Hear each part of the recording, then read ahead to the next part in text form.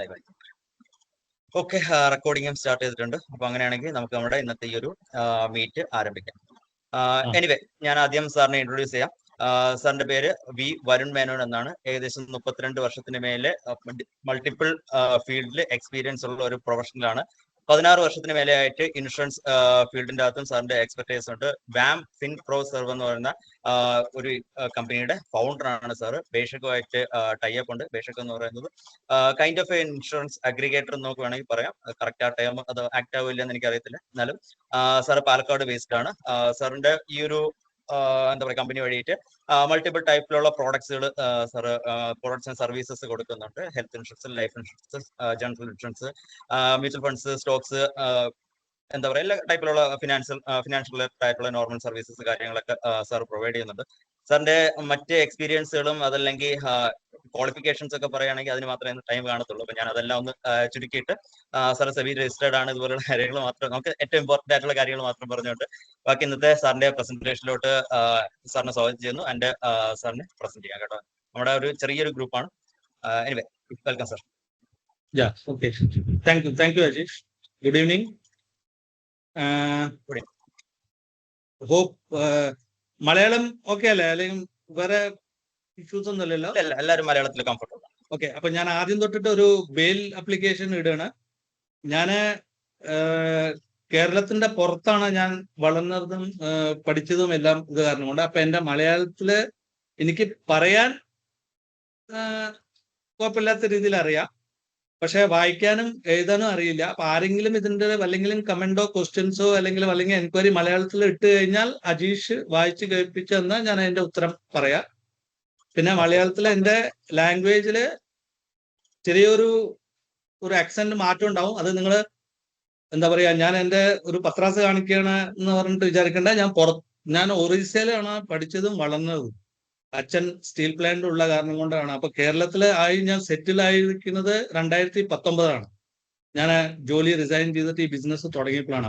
അപ്പൊ തൊട്ടിട്ടുള്ള ഒരു മലയാളത്തിന്റെ ഒരു നോളേജ് അല്ലെങ്കിൽ ആ സംസാരിക്കാനുള്ള മെല്ലെ മെല്ലെ പഠിച്ചെടുത്ത് ഒരു ഇതിലേക്ക് എത്തിയിട്ടാണ് ഇപ്പൊ ഈ സ്ഥിതിയിലുള്ളത്. അപ്പൊ എന്തെങ്കിലും തെറ്റോ എന്തെങ്കിലും റോങ് ഇതായിട്ട് അല്ലെങ്കിൽ നമുക്ക് മനസ്സിലായിട്ടില്ലെങ്കിൽ ക്ഷമിക്കണം. അല്ലെങ്കിൽ എൻ്റെ അടുത്ത് സുരേഷ് കൊണ്ട് ചോദിച്ചു കഴിഞ്ഞാൽ ഞാൻ അതനുസരിച്ചിട്ട് മലയാളത്തിൽ പറഞ്ഞുതരാം. അപ്പൊ ഇത് ഞാൻ മുൻകൂട്ടി പറയാ. ഒരു എന്താ പറയാ, നമ്മള് ഇതൊക്കെ കൊടുക്കുമ്പോൾ ഒരു ഡിസ്ക്ലെയിമർ കൊടുക്കില്ലേ, അതുപോലെ ഞാൻ ഒരു എടുക്കുകയാണ്. അപ്പോൾ എന്തെങ്കിലും ഉണ്ടെങ്കിൽ ചോദിക്കുക. മലയാളം പറഞ്ഞാൽ ഇതൊക്കെ മനസ്സിലാവും. എഴുതാനും വായിക്കാനും അറിയില്ല എന്ന് മാത്രമേ ഉള്ളൂ. ഓക്കെ, അപ്പൊ സ്റ്റാർട്ട് ചെയ്യുന്നതിന് മുന്നേ ഒരു കാര്യം കൂടെ ചോദിച്ചോട്ടെ. ഈ പ്രസന്റേഷന്റെ ഇടയ്ക്ക് ഡൗട്ട് ചോദിക്കുന്നതാണോ സാറിന് കംഫർട്ടബിൾ, അതെ എല്ലാം കഴിഞ്ഞിട്ട് ലാസ്റ്റ് ചോദിക്കുന്നതാണോ കംഫർട്ടബിൾ? ഇടയ്ക്ക് ചോദിക്കുക, അല്ലെങ്കിൽ അത് നമുക്ക് ആ സമയം അതിനനുസരിച്ച് നോക്കാം. ബിക്കോസ് ഇടയ്ക്ക് എടുത്ത് കഴിഞ്ഞാൽ ചിലപ്പോ എക്സ്റ്റെൻഡ് ആവും. എനിക്ക് പ്രശ്നമില്ല, എൻ്റെ അത് ലാസ്റ്റ് അപ്പോയിന്റ്മെന്റ് ആണ്. അതുകൊണ്ട് ഇത് കഴിഞ്ഞിട്ടുള്ള എനിക്ക് വേറെ പരിപാടികളൊന്നുമില്ല. എനിക്ക് എത്ര നീണ്ടുകൊണ്ട്. പക്ഷെ ബാക്കിയുള്ള പാർട്ടിസിപ്പന്റുകാർക്ക് അതൊരു ഇതായി തോന്നാതിരിക്കാൻ വേണ്ടിയിട്ട് വിൽ ബി പ്രിഫേർഡ്. ഇപ്പൊ ആരെങ്കിലും ഇപ്പൊ അത്ര ഇമ്പോർട്ടന്റ് ഉണ്ടെങ്കിൽ ചോദിക്കുക, അതിന് കുഴപ്പമൊന്നുമില്ല, സംഭവമില്ല. ഞാൻ എന്റെ പ്രസന്റേഷനിൽ ഇത്ര എക്സോസ്റ്റീവ് കുറെ ഇതൊക്കെ ഉണ്ടാവും. അത് ഞാൻ ഷോർട്ടിലായിരിക്കും. അപ്പൊ അതിന്റെ ഉള്ളിൽ എന്തായാലും ഡൗട്ട് വരും ആ സമയത്ത്. അപ്പൊ ആ സമയത്ത് ചോദിച്ചോളൂ, കുഴപ്പമില്ല, അത് നമുക്ക് ഹാൻഡിൽ ചെയ്യാം. ആൻഡ് നമ്മുടെ സൈഡിൽ നിന്നുള്ള ഡിസ്ക്ലോഷർ സാർ ഇത് എത്ര നീണ്ടുപോയാലും കുഴപ്പമില്ല. Okay, thank you. അപ്പൊ again good evening once again. ഇപ്പൊ ജസ്റ്റ് ഇത് ഞാനും അജീഷും തമ്മിലുള്ള ഒരു കോൺടാക്ട് എന്ന് പറഞ്ഞാൽ ബേഷക് എന്ന് പറഞ്ഞിട്ട് ഒരു പ്ലാറ്റ്ഫോമിലാണ്. ഞാൻ ബേഷക്കിനെ പറ്റിയിട്ട് സമയം കിട്ടുമ്പോൾ അല്ലെങ്കിൽ അത് കഴിഞ്ഞിട്ട് ഞാൻ എന്തായാലും പറയാം. അപ്പൊ ആ ഒരു പ്ലാറ്റ്ഫോമിൽ കൂടെയാണ് ഇത് വന്നത്. അപ്പോൾ അജീഷ് പറഞ്ഞു ഓൾറെഡി ഇങ്ങനെ ഒരു ഗ്രൂപ്പ് ഉണ്ട്, അതിനെ പറ്റിയിട്ട് ഒരു ഹെൽത്ത് ഇൻഷുറൻസിനെ പറ്റിയിട്ട് ഒരു അവയർനെസ് പോലെ ഒരു സെഷൻ ചെയ്യാൻ പറ്റുമെന്ന് ചോദിച്ചപ്പോൾ ഞാൻ ഓക്കെയാണ്. ബിക്കോസ് ഇന്നത്തെ കാലത്തിൽ നമുക്കറിയാം ഹെൽത്ത് ഇൻഷുറൻസ് അല്ലെങ്കിൽ ഒരു ഹെൽത്ത് റിലേറ്റഡ് ഒരു ഇൻഷുറൻസ് എത്ര വലിയ ഇമ്പോർട്ടൻസ് ആണ്. സ്പെഷ്യലി പോസ്റ്റ് കോവിഡിന്റെ സമയത്താണ് ആൾക്കാർക്ക് മനസ്സിലായ ഹെൽത്ത് ഇൻഷുറൻസ് ഇല്ലെങ്കിൽ എന്താണ് സംഭവിക്കുക എന്ന്. ആ സമയത്തുള്ള ഒരു എക്സ്പീരിയൻസ് ആണ് അവർക്ക് ഇപ്പോഴും ഒരു നൈറ്റ്മെയർ പോലെ നോക്കണം. അപ്പൊ അതിനനുസരിച്ചിട്ട് അപ്പൊ ഈ ഹെൽത്ത് ഇൻഷുറൻസ് അല്ലെങ്കിൽ പൊതുവെ ഇൻഷുറൻസ് ഒരു ടെക്നിക്കൽ ഒരു മേഖലയാണ്. സാധാരണ ആൾക്കാർക്ക് അതിന്റെ 90% സംഭവങ്ങൾ മനസ്സിലാവില്ല. അപ്പൊ ഞാൻ ഈ പ്രസന്റേഷനിൽ മാക്സിമം ഞാൻ ട്രൈ ചെയ്യുക ഭയങ്കര സിമ്പിൾ ലാംഗ്വേജിൽ പറഞ്ഞ് മനസ്സിലാക്കാൻ വേണ്ടിയിട്ട്. അതിന്റെ ഇടയ്ക്ക് അല്ലെങ്കിൽ ഡൗട്ട് ഉണ്ടെങ്കിൽ അല്ലെങ്കിൽ ക്ലാരിഫിക്കേഷൻ ഉണ്ടെങ്കിൽ അതിന്റെ ഇടയ്ക്കോ അല്ലെങ്കിൽ പോസ്റ്റ് പ്രസന്റേഷനോ നമുക്ക് ഡിസ്കസ് ചെയ്തിട്ട് എന്റെ കൂടെയുള്ള ഇന്റൻഷൻ ഈ ഒരു സെഷൻ കഴിഞ്ഞു കഴിഞ്ഞാൽ ആർക്കും ഒരു ഹെൽത്ത് ഇൻഷുറൻസിനെ പറ്റിയിട്ടോ അല്ലെങ്കിൽ അതിന്റെ ഏതെങ്കിലും ടേംസ് ആൻഡ് കണ്ടീഷനെ പറ്റിയിട്ടോ മാക്സിമം ഡൗട്ട്സ് ക്ലിയർ ആക്കുക. And so whenever the person choose to buy a health insurance, എപ്പോഴെങ്കിലും ആ ഹെൽത്ത് ഇൻഷുറൻസ് വാങ്ങിക്കുന്ന സമയത്ത് ഈ പറഞ്ഞ സംഭവങ്ങൾ ശ്രദ്ധിച്ചിട്ട് വാങ്ങിച്ചു കഴിഞ്ഞാൽ നമുക്ക് പിന്നത്തെ ഇതിൽ റിഗ്രറ്റ് ചെയ്യാനുള്ള ഒരു അവസരം ഉണ്ടാവില്ല എന്ന് അത് ഞാൻ ഉറപ്പിക്കാനുള്ള ഒരു സെഷനാണ്. അപ്പോ will proceed for the presentation. ഇപ്പൊ നോർമലി ഞാൻ എൻ്റെ ഇതിലുള്ള മിക്കവാറുള്ള എൻ്റെ എക്സ്പീരിയൻസ് വെച്ചിട്ടാണ്, അത് ചിലപ്പോ ഇൻഡിവിജ്വലി വേറെ എക്സ്പീരിയൻസ് ആയ ആൾക്കാർക്ക് എൻ്റെ ഒരു എക്സ്പീരിയൻസ് പൊതുവേ മനസ്സിലാക്കുന്നത്, ഹെൽത്ത് ഇൻഷുറൻസ് നമ്മൾ മുമ്പേ മീൻസ് പ്രീ കോവിഡിന്റെ സമയത്ത് ഹെൽത്ത് ഇൻഷുറൻസിനെ പറ്റിയിട്ട് ആരെങ്കിലും ചോദിക്കുമ്പോൾ അവർ ചോദിക്കും, അയ്യോ ഹെൽത്ത് ഇൻഷുറൻസ് എന്തിനാണ് ഇപ്പോൾ, ഒന്നും ആവശ്യമില്ല, എനിക്ക് ഒന്നില്ലെങ്കിൽ യങ്ങാണ് അല്ലെങ്കിൽ ഇതാണ് അല്ലെങ്കിൽ എനിക്കിപ്പോ സൂക്കിടൊന്നുമില്ല. അപ്പൊ ഇതിന്റെ ഞാനൊരു സിമ്പിൾ വേറൊരു ലെവലിൽ ഞാൻ ഇത് ഉണ്ടാക്കിയതാണ്. അപ്പോൾ ഹെൽത്ത് ഇൻഷുറൻസ് വാങ്ങിക്കാനുള്ള ബെസ്റ്റ് ടൈം ഏതാണെന്ന് ചോദിച്ചാൽ, ഒരു ദിവസം ഹോസ്പിറ്റലൈസേഷൻ ആവണ ഒരു ദിവസം മുമ്പേ, അല്ലെങ്കിൽ ആക്സിഡന്റ് ആവണ 2 ദിവസം മുമ്പേ, അല്ലെങ്കിൽ ഏതെങ്കിലും ഒരു സർജറി ആവണ 5 ദിവസം മുമ്പേ, ഇതാണ് ബെസ്റ്റ് സമയം. എന്നാലാണ് നമുക്ക് ശരിക്കും നമ്മൾ കൊടുത്ത കാശ് നമുക്ക് മുതലാക്കാൻ പറ്റില്ല. പക്ഷെ ക്യാച്ച് അവിടെയല്ല. നമുക്ക് ഈ 3 സംഭവവും നമുക്ക് മുൻകൂട്ടി അറിയില്ല. നമ്മൾ എപ്പോഴാണ് ഹോസ്പിറ്റലൈസേഷൻ ആവുമെന്ന് നമുക്കറിയില്ല, എപ്പോഴാണ് നമുക്ക് ആക്സിഡന്റ് പറ്റിയതെന്ന് നമുക്കറിയില്ല, എപ്പോഴാണ് നമുക്ക് എന്തെങ്കിലും ഒരു എമർജൻസി സർജറിയോ അല്ലെങ്കിൽ എന്തെങ്കിലും ഒരു ഇത് വരികയെന്ന് നമുക്കറിയില്ല. അപ്പൊ അതുകൊണ്ട് നമ്മൾ ഹെൽത്ത് ഇൻഷുറൻസ് ബൈ ചെയ്യാൻ വേണ്ടിയിട്ട് കാത്തിരിക്കുന്ന പകരം എത്ര പെട്ടെന്ന് ഹെൽത്ത് ഇൻഷുറൻസ് നമ്മൾ എടുക്കണോ അത്ര അധികം നമ്മൾ സേഫ് ആണ്, അല്ലെങ്കിൽ നമ്മൾ പ്രൊട്ടക്റ്റഡ് ആണ്. അത് കുറെ ആൾക്കാർ ഞാൻ നേരത്തെ പറഞ്ഞ പോലെ നമുക്കൊന്നും ആവില്ല, അല്ലെങ്കിൽ ഇപ്പൊ നമുക്ക് ഒരു പ്രശ്നമില്ലല്ലോ, പിന്നെ വെറുതെ എന്തിനാണ് നമ്മൾ കാശ് കൊടുക്കുന്നത്. ബിക്കോസ് പൊതുവേ ഒരു ഹ്യൂമൻ ടെൻഡൻസിയാണ്, നമ്മൾ എന്തെങ്കിലും ഒരു കാശ് നമ്മൾ ഇൻവെസ്റ്റ് ചെയ്യുക അല്ലെങ്കിൽ സ്പെൻഡ് ചെയ്യുമ്പോൾ we always expect something in return. അതിന്റെ പകരം നമുക്ക് എന്താണ് കിട്ടുക. അപ്പോൾ ഞാനിങ്ങനെ എല്ലാ കൊല്ലം ഹെൽത്ത് ഇൻഷുറൻസ് പ്രീമിയം അടച്ചുകൊണ്ടിരിക്കേണ്ട, എനിക്കൊരു സൂക്കടം വരുന്നുമില്ല, ഒരു ക്ലെയിമും കിട്ടുന്നുമില്ല, ഞാൻ കൊടുക്കുന്ന കാശ് വെറുതെയാണ് എന്നാണ് നോർമലി ഒരു ആൾക്കാരുടെ വിചാരം. അല്ലെങ്കിൽ മിക്കവാറും ആൾക്കാരും വാങ്ങിക്കാതെ ഇരിക്കുന്നത് കാരണം ഞാൻ മനസ്സിലാക്കിയത് അതാണ്. അപ്പം നമ്മൾ എപ്പോഴും പോസിറ്റീവായിട്ട് തിങ്കുമ്പോൾ എനിക്ക് ഒന്നും വരില്ല, അതൊക്കെ സംഭവം നല്ലതാണ്. പോസിറ്റീവ് തിങ്കിങ് ഒക്കെ നമ്മൾ എപ്പോഴും പറഞ്ഞുകൊണ്ടിരിക്കുന്നത്. പക്ഷെ അത് ഹെൽത്ത് ഇൻഷുറൻസ് അല്ലെങ്കിൽ ഏതെങ്കിലും ഒരു ഇൻഷുറൻസിന് നമ്മൾ അതൊരു ഭയങ്കര വലിയൊരു ചാൻസ് എടുക്കുകയാണ് നമ്മൾ. അപ്പോ ഇൻ ഷോർട്ട്, ഹെൽത്ത് ഇൻഷുറൻസ് വാങ്ങിക്കാൻ സമയവും നേരവും ഇല്ലെങ്കിൽ എത്ര പെട്ടെന്ന് എടുക്കണോ അത്ര നല്ലത്. ഇതിൽ ചില ഫാക്ട്സ് ഞാൻ കാണിക്കാം. അത് ഞാൻ ഈ പറഞ്ഞ പോലെ ഭയങ്കര അലാർമിങ് ഫാക്റ്റാണ്. നിങ്ങൾ കുറെ ആൾക്കാർ അതിനെ പറ്റിയിട്ട് മുൻകൂട്ടി വായിച്ചിട്ടുണ്ടാവും, അറിയുണ്ടാവും. കുറെ ആൾക്കാർക്ക് ചിലപ്പോൾ അറിയുണ്ടാവില്ല. കുറെ ആൾക്കാർ വിചാരിക്കുന്നുണ്ടാവും ഇത് ജസ്റ്റ് ഒരു എന്താ പറയുക, ഒരു ഹെഡ്ലൈൻസ് മാത്രമാണ് എന്നാണ്. പക്ഷെ ഇത് ഫാക്ട്സ് ആണ്. ഇത് ചിലപ്പോൾ നമ്മൾ നോക്കുന്ന സമയത്ത് ചിലപ്പോൾ നമുക്ക് തോന്നുമോ, ഓക്കെ ഇതൊക്കെ സംഭവിക്കുന്നുണ്ടോ, ഇതൊക്കെ ആണോ, ഇങ്ങനെയൊക്കെ ഉണ്ടോ, ഇതൊന്നും നമ്മുടെ ഇതിൽ അല്ലെങ്കിൽ നമ്മുടെ ഫാമിലിയിൽ നമ്മൾ കണ്ടിട്ടില്ല കേട്ടിട്ടില്ല എന്നോ. അപ്പൊ ഞാൻ ജസ്റ്റ് ഷെയർ ചെയ്യാണ് സം ഓഫ് ദ ഫാക്ട്സ്. 85% ആൾക്കാർ, വർക്കിംഗ് പോപ്പുലേഷൻ ഇന്ത്യയില്, അവർക്ക് ഇൻസ്റ്റന്റ്ലി പെട്ടെന്ന് ഒരു 5 ലക്ഷം റുപ്യ ക്യാഷ് എടുക്കാൻ പറഞ്ഞു കഴിഞ്ഞാൽ ഉണ്ടാവില്ല അവരുടെ കയ്യിൽ. 85% ഓഫ് വർക്കിംഗ് പോപ്പുലേഷൻ, ഇതൊരു സ്റ്റഡിയാണ്. 85%. 14% ആൾക്കാരുടെ അടുത്ത് 5 ലക്ഷം എടുക്കാനുണ്ടാവും ക്യാഷ്. പക്ഷെ എടുത്തു കഴിഞ്ഞാൽ അവരുടെ ഫൈനാൻഷ്യൽ സ്ഥിതി ഭയങ്കര മോശം. ആകെ കൂടെ 1% അല്ലെങ്കിൽ എന്ത് ചോദിച്ചാണോ അതോ ബൈ മിസ്റ്റേക്ക് ഇതായിരുന്നു? ബൈ മിസ്റ്റേക്ക് ആണ് സാർ, ഞാൻ മ്യൂട്ട് ചെയ്ത്. ആകെക്കൂടെ വർക്കിംഗ് പോപ്പുലേഷനിൽ ആകെക്കൂടെ 1% ആൾക്കാരുടെ അടുത്താണ് ഈ പറഞ്ഞ പെട്ടെന്ന് ഒരു 5 ലക്ഷം റുപ്യ ആവശ്യം വന്ന എടുക്കാനുള്ള കപ്പാസിറ്റി. ഇതാണ് നമ്മൾ താമസിക്കുന്ന ഇന്ത്യ എന്ന് പറഞ്ഞിട്ടുള്ള ഒരു കൺട്രീന്റെ വർക്കിംഗ് പോപ്പുലേഷന്റെ ഒരു ഡാറ്റ. അപ്പൊ ഇതില് ചിലപ്പോ ചിലവര് 85% ഉണ്ടാവും. നമ്മളിപ്പോ ഈ ഗ്രൂപ്പില് ചിലവർ 85% ഉണ്ടാവും, ചിലവർ 14% ഉണ്ടാവും, ചിലവർ 1% ഉണ്ടാവും. 1% ഉള്ളവർക്ക് ഈ പറഞ്ഞ പോലെ ഹാപ്പിയാവും. പക്ഷെ ഈ പറഞ്ഞ പോലെ 85% ആൾക്കാർക്ക് 5 ലക്ഷം എടുക്കാനുള്ള ഒരു കപ്പാസിറ്റി ഇല്ല. 5 ലക്ഷം എന്ന് പറയാൻ കാരണം ഇന്നത്തെ ഡേറ്റില് മിനിമം ഒരു ഹോസ്പിറ്റലൈസേഷൻ നമ്മൾ കോവിഡിന്റെ സമയത്ത് അറിഞ്ഞ സംഭവമാണത്. കോവിഡില് ഒരു ആവറേജ് ഒരു ഹോസ്പിറ്റലൈസേഷൻ നടന്നു കഴിഞ്ഞാൽ ഒരു 3 to 5 lakhs ഉള്ളിലാണ് എക്സ്പെൻസസ് ഉണ്ടായത്. അപ്പോഴാണ് നമുക്ക് മനസ്സിലാവുന്നത് ഈ പറഞ്ഞ ഹോസ്പിറ്റലൈസേഷൻ എത്ര വലിയ ഒരു എന്താ പറയുക ഒരു ബർഡൻ ആണ്, അല്ലെങ്കിൽ എത്ര വലിയൊരു റിസ്ക് ആണ്. അപ്പൊ ഇതിന്റെ നമുക്ക് മെഡിക്കൽ എക്സ്പെൻസസ് സ്റ്റോപ്പ് ചെയ്യാനൊന്നും പറ്റില്ല. നമുക്ക് സൂക്കട് വരാതിരിക്കാൻ വേണ്ടിയിട്ട് നമ്മൾ എന്ത് ചെയ്താലും നമുക്കറിയാം ഇപ്പോഴത്തെ കാലഘട്ടത്തില് വയസ്സും നമ്മുടെ ലിവിങ് കണ്ടീഷൻ, അല്ലെങ്കിൽ നമ്മുടെ ഫുഡ് ഹാബിറ്റ്, അല്ലെങ്കിൽ നമ്മുടെ എക്സസൈസോ, ഇതൊന്നും ഒരു ഇതല്ല. ഇതിലൊക്കെ പെർഫെക്റ്റ് ഉള്ളവർക്കും ഈ പറഞ്ഞ പോലെ ഹാർട്ട് അറ്റാക്ക്, ക്യാൻസർ ഉള്ള ഇത് എല്ലാം വരുന്നുണ്ട്. നമ്മൾ വായിക്കുന്നുണ്ട്, കേൾക്കുന്നുണ്ട്. വലിയ വലിയ പൈസക്കാര്, വലിയ വലിയ ഹെൽത്തി 365 ദിവസം എക്സസൈസ് ചെയ്യുന്ന ആൾക്കാരാണ് ജിമ്മിൽ പോയിട്ട് എക്സസൈസ് ചെയ്യുമ്പോൾ ഹാർട്ട് അറ്റാക്ക് ആയിട്ട് മരിച്ച എത്രയോ കേസുകൾ നമ്മൾ കേൾക്കുന്നുണ്ട്, വലിയ വലിയ സെലിബ്രിറ്റീസുകാരൊക്കെ. അപ്പൊ അതൊന്നും ഒരു ഇതല്ല. അപ്പൊ നമുക്ക് പറയാൻ പറ്റില്ല നമുക്ക് എപ്പോഴാണ് എന്താണ് ആവശ്യം വരിക എന്നാണ്. എന്തുകൊണ്ടാണ് ഹെൽത്ത് ഇൻഷുറൻസ് നമുക്ക് വേണ്ടത്?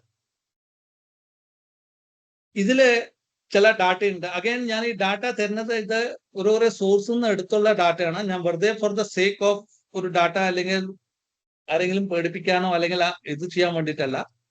പക്ഷെ ഇത് നമ്മൾ അറിയണ സമയത്ത്, ഈ ഡാറ്റ അറിയണ സമയത്ത് we will be more careful. 30% heart related issues ഇന്ത്യയിൽ നടക്കുന്നത് 40 വയസ്സിന്റെ മുമ്പ് ആണ് നടക്കുന്നത്. നമുക്ക് ചിലപ്പോൾ ഈ ഗ്രൂപ്പിൽ പറയാം എനിക്ക് ഇതുവരെ ഹാർട്ട് റിലേറ്റഡ് വന്നിട്ടില്ല. അപ്പൊ നിങ്ങൾ ചിലപ്പോ 70%-ത്തിലായിരിക്കും. ഞാൻ 70%-ത്തിന്റെ ഉള്ളിലുള്ള ആളാണ് ഇപ്പോ. എന്റെ വയസ്സ് ഇപ്പൊ 40 ആണെന്നല്ല ഞാൻ പറയുന്നത്. 40 വയസ്സ് മുമ്പേ എനിക്ക് ഇങ്ങനെ വന്നില്ല. അപ്പൊ പക്ഷെ 30%, 30% ഹാർട്ട് റിലേറ്റഡ് ഇഷ്യൂസ് ഇന്ത്യയിൽ ഡയഗ്നോസ് ആവുന്നതും അല്ലെങ്കിൽ അതിന്റെ ഇഷ്യൂസ് വരുന്നതും 40 വയസ്സിന്റെ മുമ്പേ ആണ്. ഈ ഹാർട്ട് റിലേറ്റഡ് എന്ന് പറഞ്ഞാൽ ഹാർട്ട് അറ്റാക്ക് മാത്രമല്ല, ഹാർട്ട് റിലേറ്റഡ് എന്തെങ്കിലും ഒരു സൂക്കട ഹാർട്ട് റിലേറ്റഡ് വരുന്നത് 30% 40 വയസ്സിന്റെ മുമ്പാണ്. അതാണ് ഏറ്റവും വലിയൊരു അലാർമിംഗ് സംഭവം.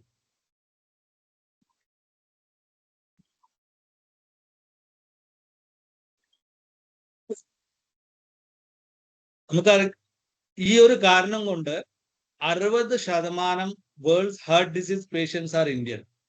60% ലോകത്തിലെ ഹാർട്ട് ഡിസീസിന്റെ പേഷ്യൻസ് ഇന്ത്യൻസ് ആണ്. ആ ഇന്ത്യൻസ് ഇന്ത്യയിൽ തന്നെ ഉണ്ടാവണം എന്നല്ല ഞാൻ പറയണത്, ഇന്ത്യൻസ് ആണ് പൊതുവെ. ഒരു സ്റ്റഡി പറയണത് 2025 ആവുമ്പോഴേക്കും ഏകദേശം 6.6 crores ആൾക്കാർക്ക് ഡയബറ്റീസ് ഉണ്ടാവും എന്നാണ് പറയുന്നത് ഇന്ത്യയിൽ. 6.6 crores ആൾക്കാർക്ക് 2025 ആവുമ്പോഴേക്കും ഡയബറ്റീസ് ഉണ്ടാവും എന്നാണ് പറയുന്നത്. അത് നമുക്ക് അറിയാം. ഇതിനെക്കാട്ടിലും കൂടെ ഉള്ളൂ, കുറയാനുള്ള ഒരു സാധ്യതയില്ല. എനിക്ക് ഓഫ്കോഴ്സ് അഗെയിൻ ഈ പറഞ്ഞ ഇതിൽ എനിക്കില്ല. പക്ഷെ കുറെ ആൾക്കാർക്ക് ഡയബറ്റീസ്, കൊളസ്ട്രോള്, ഇതൊക്കെ ഒരു സാധാരണ BP, ഇതൊക്കെ ഇപ്പോ ആൾക്കാര് അതിനെ ഒരു സീരിയസ് ആയിട്ട് കൺസിഡർ ചെയ്യില്ല. അത് എല്ലാവർക്കും ബൈ ഡിഫോൾട്ട് വരുന്ന ഒരു സംഭവമാണ് ആൾക്കാർ നോക്കുന്നത്. 1264 road accident and 462 deaths every day That is 53 crashes and 19 deaths every hour. 53 ആക്സിഡന്റും 19 death ഒരു മണിക്കൂറിന്റെ ഉള്ളിൽ ഇന്ത്യയിൽ നടന്നുകൊണ്ടിരിക്കുന്ന ഒരു സംഭവമാണ്. 12.27 crore ക്യാൻസർ പേഷ്യന്റ് ഇന്ത്യയിൽ ഓൾറെഡി ഉണ്ട്. അത് ഗ്രോ ചെയ്യണത് 12.5% പെർ ഇയർ വെച്ചിട്ടാണ് ക്യാൻസർ പേഷ്യന്റ് ഇന്ത്യയിലെ എണ്ണം കൂടുന്നത്. ഇതൊക്കെ നമ്മൾക്ക് ജസ്റ്റ് നമുക്കൊരു ഡാറ്റ ആയിട്ട് നമുക്ക് എടുക്കാം, ഒരു ന്യൂസ് പേപ്പറിൽ ഒരു ക്ലിപ്പിംഗ് പോലെ ഒരു ന്യൂസ് പോലെ നമുക്ക് എടുക്കാം. പക്ഷെ ഇത് ഭയങ്കര ഒരു അലാർമിങ് സിറ്റുവേഷൻ. ഈ റേഞ്ചിൽ പോയി കഴിഞ്ഞാൽ, ഈ റേറ്റിൽ പോയി കഴിഞ്ഞാൽ ഒരു സമയത്ത് നമ്മളൊക്കെ ഇതിൻ്റെ ഉള്ളിൽ പെടും. ഏതെങ്കിലും ഒരു കാറ്റഗറിയിൽ നമ്മുടെ വരാനുള്ള ഭയങ്കര അധികം സാധ്യതയുണ്ട്. ഇനി കോസ്റ്റ്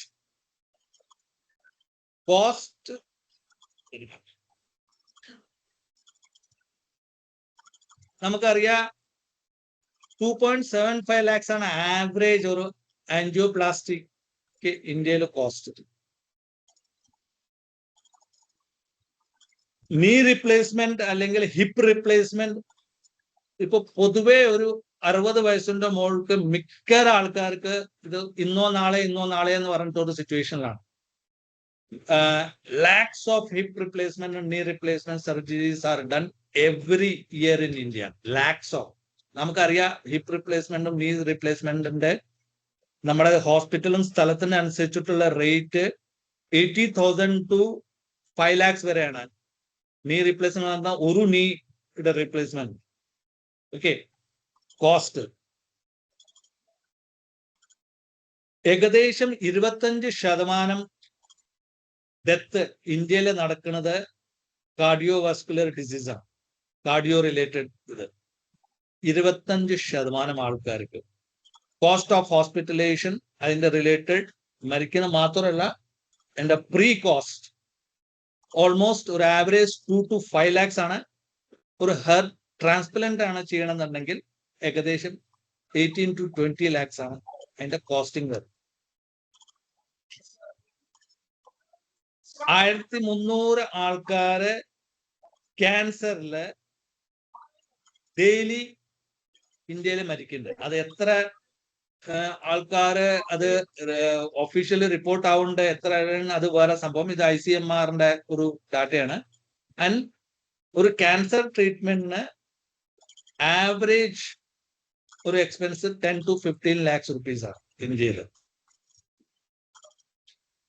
ഒരു കിഡ്നി ട്രാൻസ്പ്ലാന്റിന്റെ ഒരു കോസ്റ്റ് അബൌവ് 7 lakh rupees ആണ് ആവറേജ്. അത് കൂടാതെ അതിന്റെ സമയത്ത് അതിന്റെ മുമ്പേ അല്ലെങ്കിൽ അത് കഴിഞ്ഞിട്ട് കൊടുക്കുന്ന ഇഞ്ചക്ഷന്റെ കോസ്റ്റ് ഓൾമോസ്റ്റ് 80,000 rupees ആണ് ഒരു ഇഞ്ചക്ഷന്റെ വില. ലിവർ സിറോസിസ് എന്ന് പറഞ്ഞാൽ ഞാനൊക്കെ പിക്ചറിലൊക്കെയാണ് കേട്ടിരിക്കുന്നത് ഈ സംഭവങ്ങള്.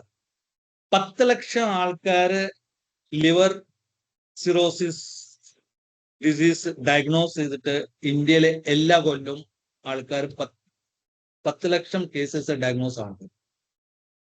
10th most common cause of death ആണ്. 10 കോമൺ കോസ് ഓഫ് ഡെത്ത് ഇന്ത്യയിലുണ്ടെങ്കിൽ അതിൽ ഒരു മെയിൻ റീസൺ ഈ ലിവർ സിറോസിസ് ആണ്. ഇതിന്റെ മീൻസ് ട്രീറ്റ്മെന്റ് ലിവർ ട്രാൻസ്പ്ലാന്റ് ആണ്. ലിവർ ട്രാൻസ്പ്ലാന്റ് നമ്മൾ നേരത്തെ പറഞ്ഞ പോലെ cost anywhere between 10 to 20 lakhs rupees ആണ് ഇത്. അപ്പൊ ഇത് ഒരു ഡാറ്റയാണ്. ഇത് ഒരു പേടിപ്പിക്കാൻ വേണ്ടിയിട്ടുള്ള ഒരു ഡാറ്റ അല്ല. അല്ലെങ്കിൽ എന്താ പറയാ, ഇത് ഇങ്ങനത്തെ ഒരു സംഭവം നടക്കണ അല്ലെങ്കിൽ ഇങ്ങനത്തെ ഒരു ഫാക്ടുള്ള ഒരു രാജ്യത്തിലാണ് നമ്മൾ താമസിക്കുന്നത്. നമ്മൾ എന്തോ ഭാഗ്യം കൊണ്ട് ഇതുവരെ നമ്മൾ ഈ കാറ്റഗറിയിൽ വന്നിട്ടില്ല. പക്ഷെ ഒരു ഉറപ്പുമില്ല ഈ കാറ്റഗറിയിൽ നമ്മൾ നാളെ വരില്ല. എന്തുകൊണ്ടാണ് ഹെൽത്ത് ഇൻഷുറൻസ് ഡിലേ ചെയ്യാൻ പാടില്ല? അത് ഭയങ്കര ഒരു ഇമ്പോർട്ടന്റ്. ഞാൻ നേരത്തെ ആദ്യം ഞാൻ സൂചിച്ച പോലെ എന്തിനാണ് നമ്മൾ ഇപ്പോൾ വാങ്ങിക്കുന്നത്, പിന്നെ നമുക്ക് നോക്കാം, അല്ലെങ്കിൽ ആവശ്യം വരുമ്പോൾ അപ്പോൾ നോക്കാന്ന് പറഞ്ഞിട്ടുള്ള ഒരു കൺസെപ്റ്റ് ആണ് ഞാൻ മനസ്സിലാക്കിയിരിക്കുന്നത്. മിക്കവാറും ഹെൽത്ത് ഇൻഷുറൻസ് ഞാൻ പ്രൊമോട്ട് ചെയ്യുന്ന സമയത്ത് അല്ലെങ്കിൽ അതിന്റെ അവയർനെസ് കൊടുക്കുന്ന സമയത്ത് ഞാൻ മനസ്സിലാക്കിയത്.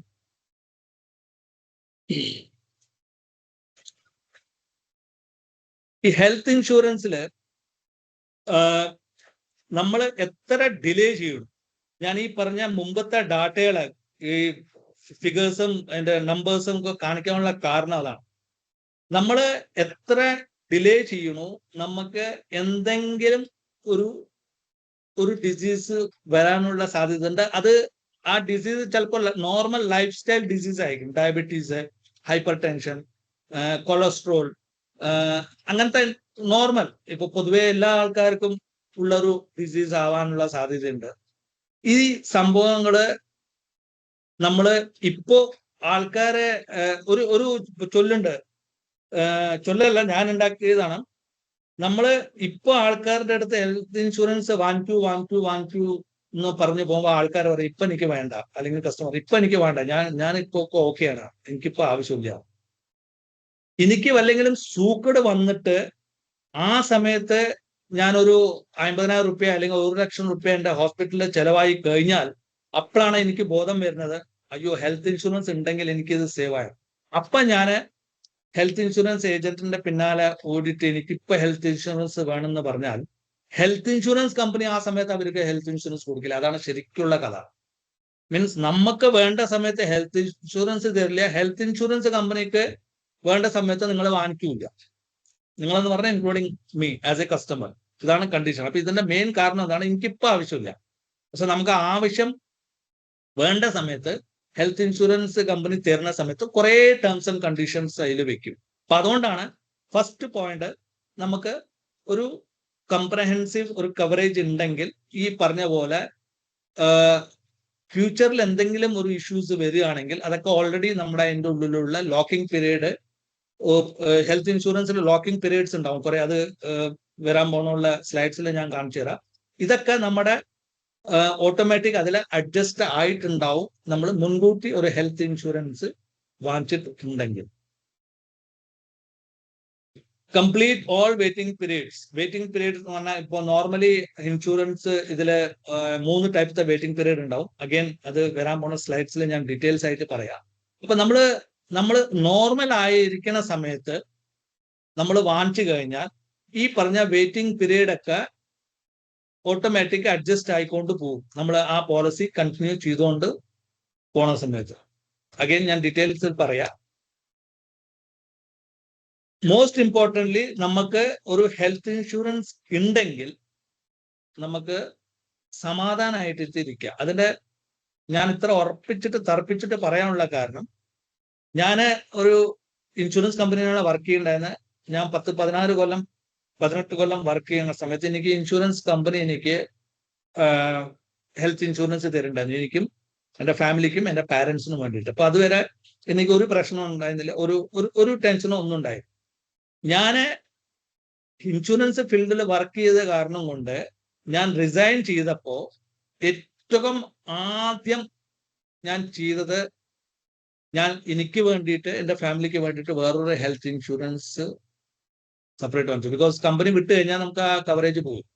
അപ്പൊ തന്നെ വാങ്ങിച്ചു. അതാണ് ഞാൻ ഫസ്റ്റ് ജോലി വിട്ട് കഴിഞ്ഞിട്ട് ഫസ്റ്റ് ഇൻവെസ്റ്റ്മെന്റ് എന്ന് പറയാം ശരിക്കും. ബിക്കോസ് അത് ഫ്യൂച്ചറിൽ അതൊരു ഇൻവെസ്റ്റ്മെന്റ് തന്നെയാണത് ഞാൻ ചെയ്തത്. അപ്പോ അത് കഴിഞ്ഞിട്ടൊരു മനസ്സമാധാനം വേറെയാണ്, നമുക്കൊരു ഹെൽത്തിന്റെ ബാക്ക്ഗ്രൗണ്ട് കിട്ടുമ്പോൾ. അതാണ് ഞാൻ പറഞ്ഞ ഒരു പീസ് ഓഫ് മൈൻഡാണ് ഹെൽത്ത് ഇൻഷുറൻസ് നമ്മുടെ ഇതിലുണ്ടെങ്കിൽ. അത് എത്രയാണെങ്കിലും, ഒരു 5 ലക്ഷത്തിന്റെ ആണെങ്കിലും 50 ലക്ഷത്തിന്റെ ആണെങ്കിലും നമ്മുടെ ആപ്ഷൻ ഇൻഷുറൻസ് ഉണ്ടെങ്കിൽ അതൊരു നമുക്കൊരു വേറൊരു പീസ് ഓഫ് മൈൻഡാണ് തരിക. ഇനി നോർമലി ഹെൽത്ത് ഇൻഷുറൻസ് എടുക്കുന്ന സമയത്ത് നമ്മൾ എന്തൊക്കെയാണ് ചില പോയിന്റ്സ്, എല്ലാ പോയിന്റും എക്സോസ്റ്റീവ് ആയിട്ട് ഇത് ചെയ്യാൻ പറ്റില്ല, ചില ഇമ്പോർട്ടന്റ് പോയിന്റ്സ് എന്തൊക്കെയാണെന്ന് നമുക്ക് എത്ര കവറേജ് വേണം അത് നമ്മൾ തീരുമാനിക്കണം. എന്ന് പറഞ്ഞാൽ എടുക്കുന്ന ആൾക്ക് തീർക്കണം. ബിക്കോസ് കവറേജ് നമുക്ക് വാങ്ങിക്കുന്ന സമയത്ത് നമുക്ക് കുറെ സംഭവങ്ങൾ നമുക്ക് അതിന് ശ്രദ്ധിക്കണം. നമ്മുടെ പോക്കറ്റ് ഫ്രണ്ട്ലി ആവണം. ബിക്കോസ് കവറേജ് കൂടുന്നതനുസരിച്ചിട്ട് പ്രീമിയം കൂടും. നമുക്ക് അത്ര അഫോർഡ് ചെയ്യാൻ പറ്റുമോ ഇല്ലേ, നമുക്ക് അതിൻ്റെ ഉള്ളില് എന്തൊക്കെ കവറേജ് മീൻസ് എന്താ പറയാ 5 lakhs വേണോ, 10 lakhs വേണോ, 15 lakhs വേണോ, അതിനനുസരിച്ചിട്ട് നോക്കണം. അതിന്റെ മെയിൻ ആ ഒരു കവറേജ് സെലക്ട് ചെയ്യണ ഇത് നമ്മൾ താമസിക്കുന്ന സ്ഥലമായിരിക്കും. നമ്മളിപ്പോ മെട്രോസിലാണ് താമസിക്കുന്നത്, വലിയ വലിയ സിറ്റീസിലാണ് താമസിക്കുന്നതെന്നുണ്ടെങ്കിൽ അവിടെ ഹോസ്പിറ്റലൈസേഷൻ എക്സ്പെൻസസ് അധികമായിരിക്കും. അപ്പൊ നമ്മളൊരു ബേസിക് കവറേജിന്റെ ഒരു ഹെൽത്ത് ഇൻഷുറൻസ് എടുത്തിട്ട് നമുക്ക് കാര്യം ഉണ്ടാവില്ല, ബിക്കോസ് അവിടെ കോസ്റ്റ് അധികമായിരിക്കും. അപ്പൊ നമ്മൾ സാധാരണ പൊതുവെ കേരളത്തില് ഇപ്പൊ പാലക്കാടാണെങ്കിലും ഇവിടെയൊക്കെ താമസിക്കുന്ന സമയത്ത് നമുക്കൊരു 5 ലക്ഷം ഒക്കെ ഉണ്ടെങ്കിൽ സാധാരണ വരാം. പക്ഷെ അതേ സ്ഥലത്ത് കൊച്ചിയില്, കേരളത്തിന്റെ ഉള്ളിൽ തന്നെ കൊച്ചിയില് അല്ലെങ്കിൽ വലിയ സിറ്റീസിലൊക്കെ പോയി കഴിഞ്ഞാൽ അവിടുത്തെ ഹോസ്പിറ്റൽസ്, 5 സ്റ്റാർ ഹോസ്പിറ്റൽസിന്റെ ഒക്കെ ചാർജസ് ഇവിടുത്തെ 3 ഇരട്ടിയായി. അപ്പോൾ നമ്മൾ കവറേജ് എടുക്കുന്ന സമയത്ത് നമ്മൾ താമസിക്കുന്ന ഇതും അല്ലെങ്കിൽ നമ്മുടെ സ്റ്റേറ്റ് അല്ലെങ്കിൽ സിറ്റി ഏതാണെന്ന് ഒരു കണ്ടീഷനാണ്. പ്രീമിയം ഒരു കണ്ടീഷനാണ്, നമുക്ക് അഫോർഡ് ചെയ്യാൻ പറ്റുന്ന ഒരു പ്രീമിയമാണ്. ബിക്കോസ് എല്ലാ കൊല്ലവും പ്രീമിയം നമുക്ക് കൊടുക്കണം, എല്ലാ കൊല്ലവും പ്രീമിയം കൂടും. അപ്പോൾ അത് നമ്മൾ മനസ്സിലാക്കിയിട്ട് വേണം നമ്മൾ എടുക്കുന്നത്. നമ്മുടെ ഹെൽത്ത് കണ്ടീഷൻ അല്ലെങ്കിൽ ഹെൽത്തിന്റെ നീഡ്സ്, ബിക്കോസ് ഇപ്പോഴത്തെ കാലഘട്ടത്തിൽ ഹെൽത്ത് ഇൻഷുറൻസിൽ കുറെ ഇന്നോവേഷൻ വന്നിട്ടുണ്ട്. കുറെ നമ്മളതിനെ റൈഡേഴ്സ് എന്ന് പറയും, അല്ലെങ്കിൽ കുറെ ഇൻബിൽറ്റ് കുറെ ഫീച്ചേഴ്സ് വന്നിട്ടുണ്ട്. അപ്പോൾ നമ്മൾ ഒരു സാധാരണ ഒരു പോയിന്റ് ഓഫ് വ്യൂവിൽ നമ്മൾ നോക്കിക്കഴിഞ്ഞാൽ നമ്മൾ എല്ലാ ഫീച്ചറും നമുക്ക് വേണം, അത് ഇന്നോ നാളെങ്കിൽ എപ്പോഴെങ്കിലും അത് ആവശ്യം വരും എന്ന് പറഞ്ഞ് നമുക്ക് അങ്ങനെ കണ്ടാൽ നമുക്ക് തോന്നും. പക്ഷെ നമ്മൾ എത്ര ഫീച്ചേഴ്സ് അതിൽ ആഡ് ചെയ്യണോ അല്ലെങ്കിൽ എത്ര റൈഡേഴ്സ് ആഡ് ചെയ്യണോ അതിനനുസരിച്ചിട്ട് നമ്മുടെ പ്രീമിയം കൂടും. അതിൽ ചില ഫീച്ചേഴ്സോ അല്ലെങ്കിൽ ചില റൈഡേഴ്സ് ആകുമ്പോൾ നമ്മൾക്ക് ചിലപ്പോൾ ആവശ്യം തന്നെ വരില്ല. പക്ഷെ ഈ പറഞ്ഞുള്ള ഒരു റിസ്ക് ഉള്ളൊരു സംഭവം ആയ കാരണം കൊണ്ട് നമ്മൾ അത് എടുക്കും, വേണമെങ്കിലും വേണ്ടെങ്കിലും. നമുക്കറിയില്ല ഇത് ആവശ്യം വരുമില്ല എന്ന്. അപ്പൊ അത് നമ്മൾ ഭയങ്കര അധികം ശ്രദ്ധിക്കണം ഈ ഹെൽത്ത് ഇൻഷുറൻസ് പ്രൊഡക്റ്റ് വാങ്ങിക്കുന്ന സമയത്ത്. കുറെ ഇപ്പൊ ഫോർ എക്സാമ്പിൾ ചില ഹെൽത്ത് ഇൻഷുറൻസിലെ മാറ്റർനിറ്റി പ്ലാന് ഇൻബിൽട്ട് ആണ്.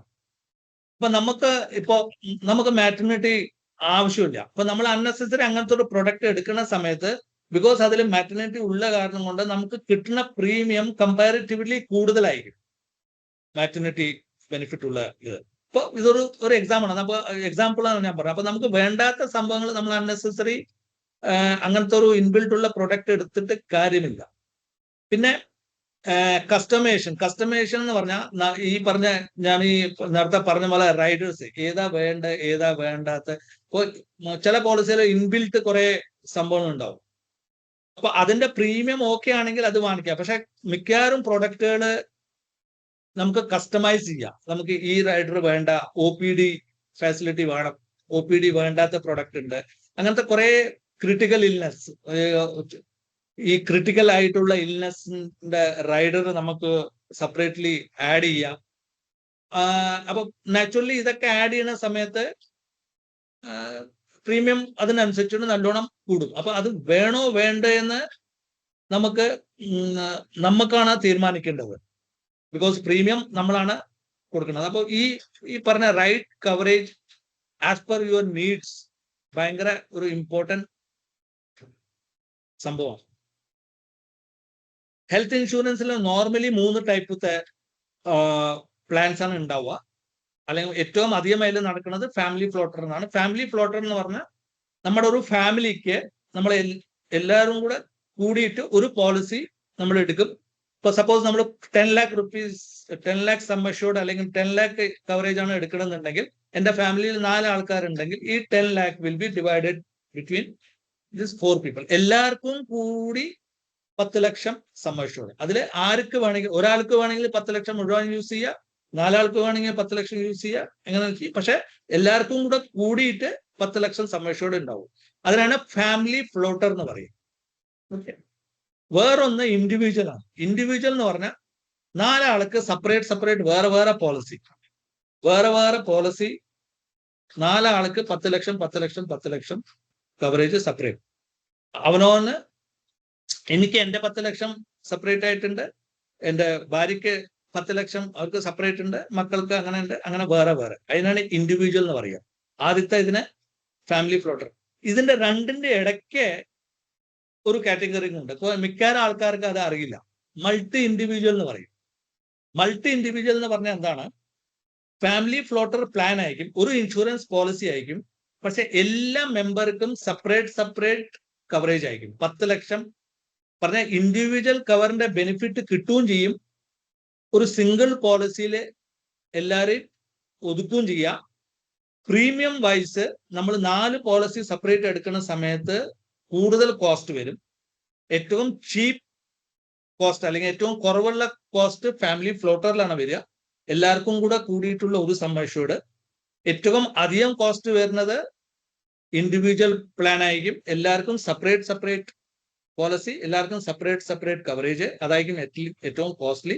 ഈ രണ്ടിന്റെയും നടുവിൽ വരുന്നതാണ് മൾട്ടി ഇൻഡിവിജ്വൽ എന്ന് പറയാം. ഒരു പോളിസി, ഒരു സിംഗിൾ പോളിസി ഡോക്യുമെന്റ് ഉണ്ടാവും, പക്ഷെ അതിൽ 4 ആൾക്കാർക്കും സെപ്പറേറ്റ് സം അഷ്യൂർഡ് ഉണ്ടാവും, ഒരു ക്ലാഷ് ഉണ്ടാവില്ല.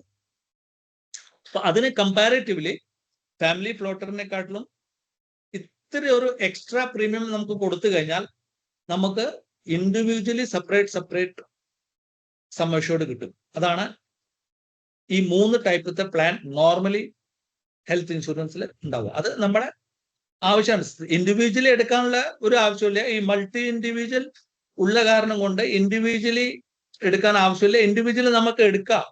ഇപ്പോ ഏതെങ്കിലും ഒരു കമ്പനിയുടെ ഒരാൾ എടുത്തു, എനിക്ക് എന്തെങ്കിലും ഒരു സൂക്കടുണ്ട്, അതുകൊണ്ട് ആ കമ്പനിയുടെ പ്രൊഡക്റ്റ് എനിക്ക് ഫിറ്റ് ആവുന്നില്ല, അപ്പൊ ഞാൻ എനിക്ക് വേണ്ടിയിട്ട് വേറൊരു കമ്പനിയുടെ പോളിസി എടുത്തു.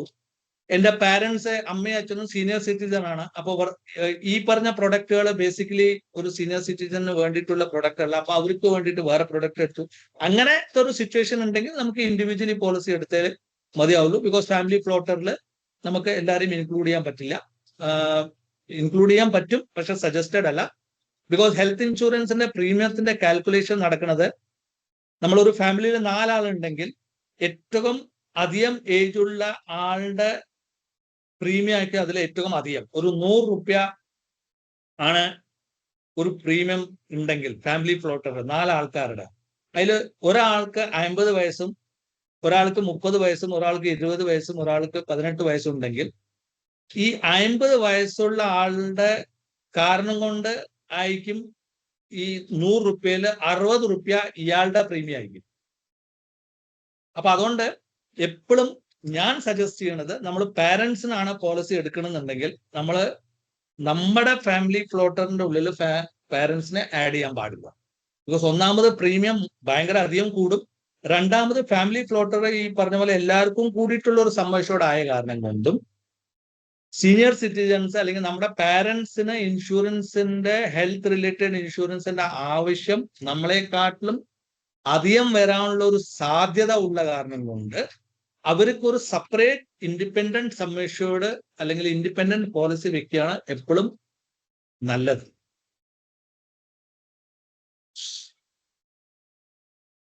സം അഷ്യൂർഡ് എത്ര ചൂസ് ചെയ്യണം, ഭയങ്കര ഇമ്പോർട്ടന്റ് ഒരു സംഭവമാണ്.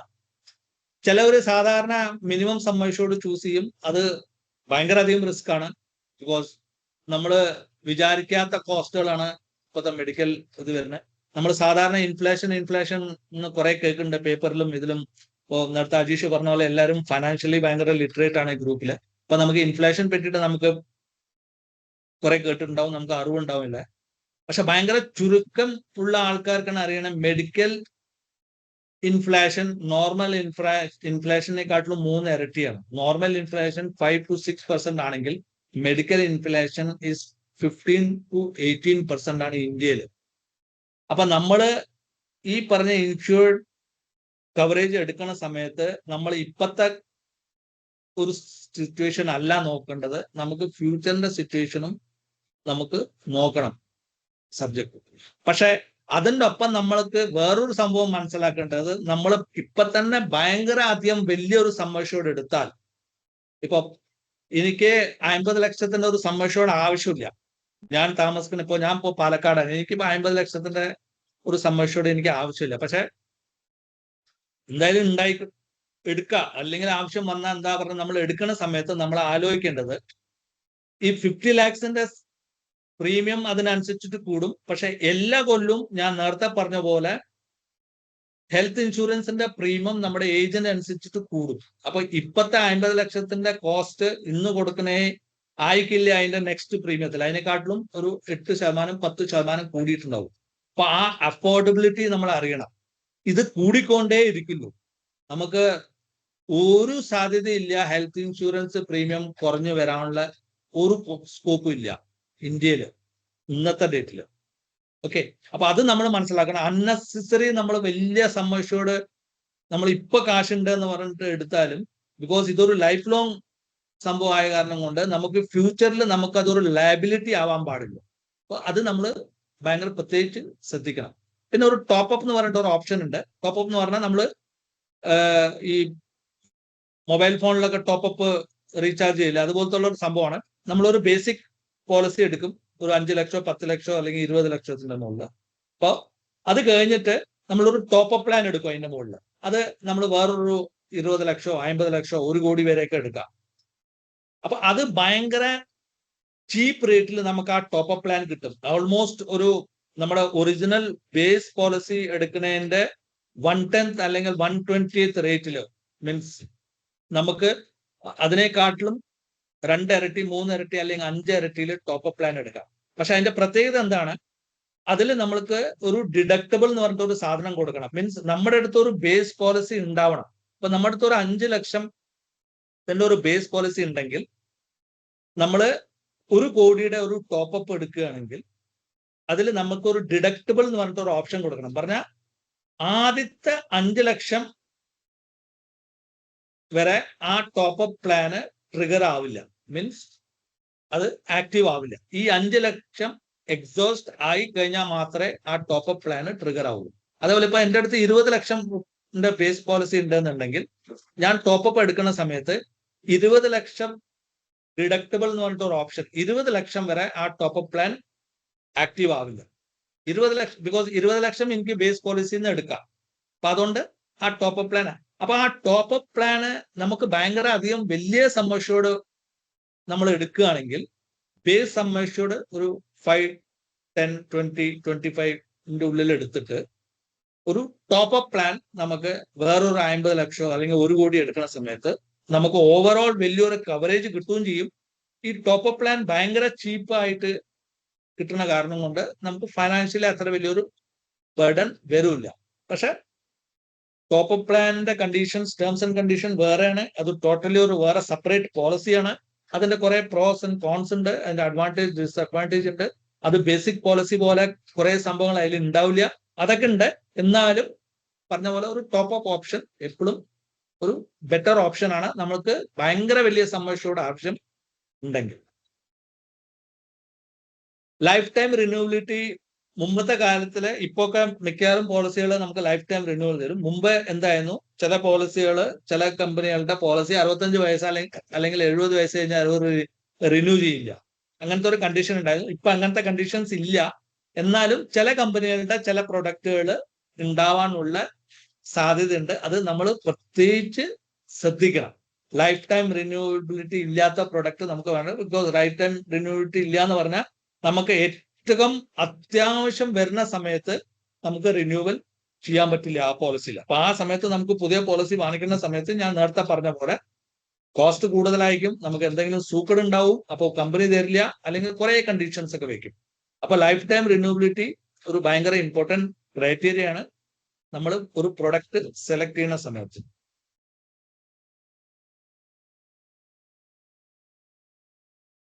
ഒരു ഇൻഷുറൻസ് കമ്പനിയുടെ നമ്മൾ വാങ്ങിക്കുന്ന സമയത്ത് നമ്മൾ ഒരു ക്ലെയിം സെറ്റിൽമെന്റ് റേഷ്യോ എന്ന് പറഞ്ഞിട്ട് ഒരു റേഷ്യോ ഉണ്ട്, CSR എന്ന് പറയും. ക്ലെയിം സെറ്റിൽമെന്റ് റേഷ്യോ എന്ന് പറഞ്ഞാൽ എനിക്ക് 100 ആസ് എ കമ്പനി എൻ്റെ അടുത്ത് 100 രൂപയുടെ 100 രൂപയുടെ ക്ലെയിം വന്നിട്ടുണ്ടെങ്കിൽ ഞാൻ എത്ര രൂപയാണ് അതിൽ സെറ്റിൽ ചെയ്യണത്. ഇപ്പൊ ഞാൻ 80 രൂപയാണ് അതിൽ ക്ലെയിം സെറ്റിൽ ചെയ്യണമെന്ന് പറഞ്ഞാൽ എന്റെ ക്ലെയിം സെറ്റിൽമെന്റ് റേഷ്യോ 80% ആണ്.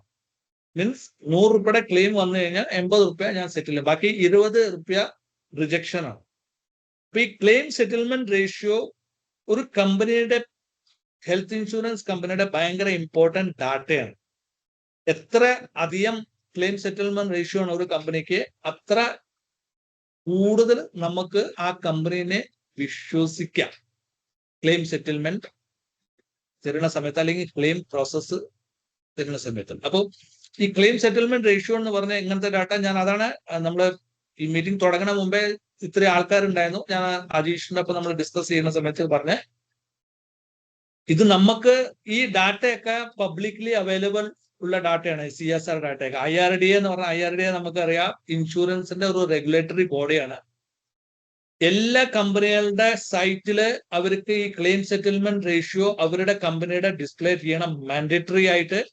എല്ലാ കൊല്ലവും എല്ലാ ഫൈനാൻഷ്യൽ ഇയറിന്റെ എൻഡില് ഈ എല്ലാ ഇൻഷുറൻസ് കമ്പനിയും ഈ പറഞ്ഞ ഡാറ്റ, ഇതിനൊപ്പം വേറെ കുറെ ഡാറ്റകളുണ്ട്, ഈ എല്ലാ ഡാറ്റയും IRDAക്ക് റിപ്പോർട്ട് ചെയ്യണം. IRDAയുടെ സൈറ്റില് ഇത് പബ്ലിക് ഡൊമൈൻ ആയിട്ട്, മീൻസ് ആർക്ക് വേണമെങ്കിലും ആക്സസ് ചെയ്യാനുള്ള ഒരു ഓപ്ഷൻ ഇതിലുണ്ട്. അപ്പൊ ഈ CSR എന്ന് പറഞ്ഞ ഡാറ്റ നമുക്ക് ഏത് കമ്പനിയുടെയും എപ്പോ വേണമെങ്കിലും കമ്പനിയുടെ സൈറ്റിൽ പോയി നോക്കാം, അല്ലെങ്കിൽ IRDA പറഞ്ഞ റെഗുലേറ്ററിന്റെ സൈറ്റിൽ പോയി നോക്കാം. ഇല്ലെങ്കിൽ ഈ നേരത്തെ പറഞ്ഞ പോലെ ബേഷക് പോലത്തുള്ള അഗ്രിഗേറ്റർ അല്ലെങ്കിൽ തേർഡ് പാർട്ടി അങ്ങനെ ചെയ്യണ അവരുടെ സൈറ്റിൽ പോയി കഴിഞ്ഞാൽ ഈ ക്ലെയിം സെറ്റിൽമെന്റ് റേഷ്യോ നമുക്ക് കാണാൻ പറ്റും. മോസ്റ്റ് ഇമ്പോർട്ടന്റ്ലി നമ്മൾ ഹെൽത്ത് ഇൻഷുറൻസ് ചൂസ് ചെയ്യുന്ന സമയത്ത് ആ കമ്പനിയുടെ ഹോസ്പിറ്റൽ എംപാനൽമെന്റ് എത്രയുണ്ട്, എത്ര ടൈപ്സ് ഉണ്ട് അവർക്ക്. ഏതെങ്കിലും ഇതൊരു ഇൻഷുറൻസ് കമ്പനിക്ക് 20,000 ഹോസ്പിറ്റലിൽ ടൈപ്പ് ഉണ്ട്. ഓക്കെ, പക്ഷെ ഞാൻ താമസിക്കുന്നത് പാലക്കാടാണ്. ഇവിടെ ആ കൂടെ 3 ഹോസ്പിറ്റലിലപ്പോൾ ടൈപ്പ് ഉണ്ട്. അപ്പോ അതിന്റെ ഒരു അർത്ഥമില്ല. അപ്പൊ നമ്മൾ ഓവറോൾ എംപാനൽ നെറ്റ്വർക്ക് ഹോസ്പിറ്റലിന്റെ നോക്കുന്ന സമയത്ത് പ്രത്യേകിച്ച് നമ്മൾ ശ്രദ്ധിക്കേണ്ടത് നമ്മൾ താമസിക്കുന്ന സ്ഥലം അല്ലെങ്കിൽ സറൗണ്ടിങ്സ്, അല്ലെങ്കിൽ അറ്റ്ലീസ്റ്റ് ഞാൻ പാലക്കാടാണ്, അറ്റ്ലീസ്റ്റ് കേരളത്തിന്റെ ഉള്ളിൽ ഇപ്പൊ വലിയ വലിയ സിറ്റി, ഇപ്പൊ തൃശ്ശൂർ അല്ലെങ്കിൽ കൊച്ചി, അങ്ങനെ ട്രിവാൻഡ്രം, അങ്ങനത്തെ വലിയ വലിയ ഹോസ്പിറ്റലുള്ള സ്ഥലത്ത് അവർക്ക് എംപാനൽ ഉണ്ട്. അത് ഭയങ്കര പ്രത്യേകിച്ച് ശ്രദ്ധിക്കുന്ന ഒരു സംഭവമാണ്. ബിക്കോസ് എംപാനൽ ഹോസ്പിറ്റലിൽ ഉണ്ടെങ്കിൽ മാത്രമാണ് ക്യാഷ്ലെസ് ഫാസിലിറ്റി നമുക്ക് കിട്ടും. ക്യാഷ്ലെസ് എന്ന് പറഞ്ഞാൽ നമ്മൾ ഹോസ്പിറ്റൽ ആയി കഴിഞ്ഞാൽ നമ്മുടെ കയ്യിൽ നിന്ന് കാശ് പോകാതെ ഇൻഷുറൻസ് കമ്പനിയും ഹോസ്പിറ്റലും തമ്മിൽ ഇടപാടായിട്ട് അവർ എന്റെ എക്സ്പെൻസ് ക്ലെയിം സെറ്റിൽ ചെയ്യും. അത് ആ എംപാനൽഡ് ഹോസ്പിറ്റൽസും ഉണ്ടെങ്കിൽ മാത്രമാണ്. എംപാനൽ എന്ന് പറഞ്ഞാൽ ഹെൽത്ത് ഇൻഷുറൻസ് കമ്പനിയും ആ ഹോസ്പിറ്റലിന്റെ ഒപ്പം ടൈപ്പ് ഉണ്ടാവും. പക്ഷെ ഇതിൽ ചെറിയൊരു വ്യത്യാസം ഇപ്പൊ ഉണ്ട്. ഇപ്പോഴത്തെ IRDA പുതിയ റൂൾ ഇറക്കിയ കാരണം കൊണ്ട് ഒരു റൂൾ ഇറക്കിയിട്ടുണ്ട്. അത് ഇതുവരെയും 100% ഇംപ്ലിമെന്റ് ആയിട്ടില്ല. അതിന്റെ കുറെ പ്രാക്ടിക്കൽ ഡിഫിക്കൽട്ടീസ് ഉണ്ട്, സമയമെടുക്കും. IRDA പറഞ്ഞിരിക്കുന്നത് ഇനി ഈ എംപാനൽമെന്നൊന്നും പറ്റില്ല. 100% ക്യാഷ്ലെസ് പരിപാടി കസ്റ്റമർക്ക് കൊടുക്കണം. അത് ഏത് ഹോസ്പിറ്റൽ നിങ്ങൾ എംപാനൽ ചെയ്യോ ചെയ്യാതെ ഇരിക്കുകയോ അത് നിങ്ങളുടെ ഇഷ്ടം. പക്ഷെ 100% ക്യാഷ്ലെസ് കസ്റ്റമർക്ക് കൊടുക്കണം എന്ന് പറഞ്ഞിട്ടൊരു ഇറക്കിയിട്ടുണ്ട്. അത് ഇപ്പോ ഇൻ പ്രോസസ് ഇതിലാണ്.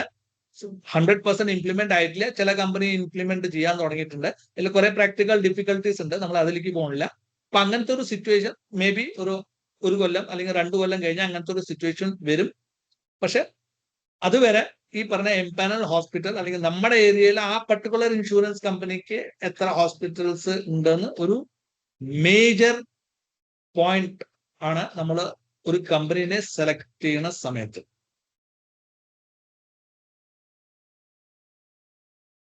ഞാൻ നേരത്തെ പറഞ്ഞ പോലെ ഇൻഷുറൻസ് പോളിസിയിൽ കുറെ വെയിറ്റിംഗ് പീരീഡ് ഉണ്ട്. അതിൽ ഒരു പ്രധാനമായിട്ട് വെയിറ്റിംഗ് പീരീഡ് ആണ് pre existing disease waiting period എന്ന് പറയുന്നത്. Pre existing disease waiting period എന്ന് പറഞ്ഞാൽ നമ്മൾ പോളിസി എടുക്കുന്ന സമയത്ത് നമ്മൾ ഡിക്ലെയർ ചെയ്യണ ഡിസീസ്, ഞാൻ ഇപ്പോൾ പോളിസി എടുക്കണം, എനിക്ക് ഡയബറ്റീസ് ഉണ്ട് ഞാൻ ഡിക്ലെയർ ചെയ്യും സെൽഫ്, അല്ലെങ്കിൽ എനിക്ക് BP ഉണ്ട്, അല്ലെങ്കിൽ എനിക്ക് ഒരു ആൻജിയോപ്ലാസ്റ്റി കഴിഞ്ഞിട്ടുണ്ട്, അല്ലെങ്കിൽ ഒരു ആൻജിയോഗ്രാം കഴിഞ്ഞിട്ടുണ്ട്, അല്ലെങ്കിൽ എനിക്ക് ഹാർട്ട് റിലേറ്റഡ് ഉണ്ട്. എന്തെങ്കിലും ഡിസീസ് ഞാൻ പോളിസി എടുക്കുന്ന സമയത്ത് ഞാൻ സ്വന്തമായിട്ട് ഡിക്ലെയർ ചെയ്യുന്നത്, എൻ്റെ അല്ലെങ്കിൽ എൻ്റെ ഫാമിലിയുടെ ഞാൻ ഡിക്ലെയർ ചെയ്യുന്നതാണ് പ്രീ എക്സിസ്റ്റിംഗ് ഡിസീസ് എന്ന് പറയാം, PED എന്ന് പറയും ഷോർട്ടിൽ. ഇപ്പൊ എല്ലാ ഇൻഷുറൻസ് പ്ലാനിലും PEDക്ക് ഒരു വെയിറ്റിംഗ് പീരീഡ് ഉണ്ടാവും. മീൻസ് ഞാൻ ഡിക്ലെയർ ചെയ്ത സൂക്കേടിന് ഒരു 2 to 3 years വെയിറ്റിംഗ് പീരീഡ് ഉണ്ടാവും നോർമലി. അതിന്റെ അർത്ഥം ഞാൻ ഡയബറ്റീസ് ഉണ്ട് എന്ന് പറഞ്ഞ് ഡിക്ലെയർ ചെയ്ത് കഴിഞ്ഞാൽ ആ പോളിസിയിൽ 2 കൊല്ലം pre existing disease waiting period ഉണ്ട് എന്ന് പറഞ്ഞാൽ എന്റെ ഡയബറ്റീസ് റിലേറ്റഡ് എന്തെങ്കിലും ഹോസ്പിറ്റലൈസേഷൻ നടന്നു കഴിഞ്ഞാൽ 2 കൊല്ലത്തിന്റെ ഉള്ളിലാണെങ്കിൽ എനിക്ക് കമ്പനി ക്ലെയിം തരില്ല. അതാണ് അതിന്റെ സിമ്പിൾ, അതിന്റെ pre existing disease waiting period എന്ന് പറയുന്ന അർത്ഥം. അപ്പൊ നമ്മൾ ശ്രദ്ധിക്കേണ്ടത് പോളിസി വാങ്ങിക്കുന്ന സമയത്ത് ഏറ്റവും കുറവുള്ള pre existing disease waiting period ആരുടെയാണ്. നോർമലി ഇപ്പൊ മിക്കവാറും എല്ലാത്തിലും 2 കൊല്ലമാണ് ഇപ്പോ ഉള്ളത്. ചില കമ്പനികൾ ഈ 2 ഇയേഴ്സിന്റെ വെയിറ്റിംഗ് പീരീഡ് കുറച്ചിട്ട് 30 ദിവസത്തേക്കോ അല്ലെങ്കിൽ ഇമീഡിയറ്റ്ലി അല്ലെങ്കിൽ 90 ദിവസത്തേക്ക് കുറയ്ക്കാനുള്ള ഒരു ഓപ്ഷൻ തരും. അതിനെ റൈഡർ എന്ന് പറയും. Pre existing disease waiting period കുറയ്ക്കാനുള്ള ഒരു റൈഡർ. അതിന് നമ്മൾ ഒരു എക്സ്ട്രാ പ്രീമിയം കൊടുത്തു കഴിഞ്ഞാൽ നമ്മൾ ഡിക്ലെയർ ചെയ്യണ പ്രീ എക്സിസ്റ്റിംഗ് ഡിസീസിന്റെ വെയിറ്റിംഗ് പീരീഡ് ആ പോളിസിയിൽ ഒറിജിനൽ 2 കൊല്ലമാണെങ്കിൽ അതിനെ ആ വെയിറ്റിംഗ് പീരീഡ് കുറച്ചിട്ട് 30 ദിവസത്തിലേക്ക് കൊണ്ടുവരും. അപ്പൊ 30 ദിവസം കഴിഞ്ഞാൽ ഓട്ടോമാറ്റിക് ആ പറഞ്ഞ നമ്മൾ ഡിക്ലെയർ ചെയ്ത ഡിസീസ് കവർ ആവും. അപ്പോൾ അതിനാണ് pre existing disease waiting period waiver എന്ന് പറയും. വേവ് ചെയ്യാനുള്ളത്. ഇപ്പൊ ചില കമ്പനി അത് 30 ദിവസത്തിലേക്ക് കൊണ്ടുവരും, ചിലവർ 90 ദിവസത്തേക്ക് കൊണ്ടുവരും. ചില കമ്പനി ഇമീഡിയറ്റ്ലി ഡേ 1 തൊട്ടിട്ട് തന്നെ കവർ ചെയ്യാൻ തുടങ്ങും ആ റൈഡർ നമ്മൾ എടുത്താൽ. അപ്പൊ അത് നമ്മൾ പ്രത്യേകിച്ച് ശ്രദ്ധിക്കണം. ബിക്കോസ് ഞാൻ ആദ്യം പറഞ്ഞ പോലെ എന്ത് റൈഡറും അല്ലെങ്കിൽ എന്ത് അഡീഷണൽ സംഭവം എടുക്കുമ്പോഴും അത് അതിന്റെ കോസ്റ്റ് ഇമ്പാക്ട് വേറെയാണ്.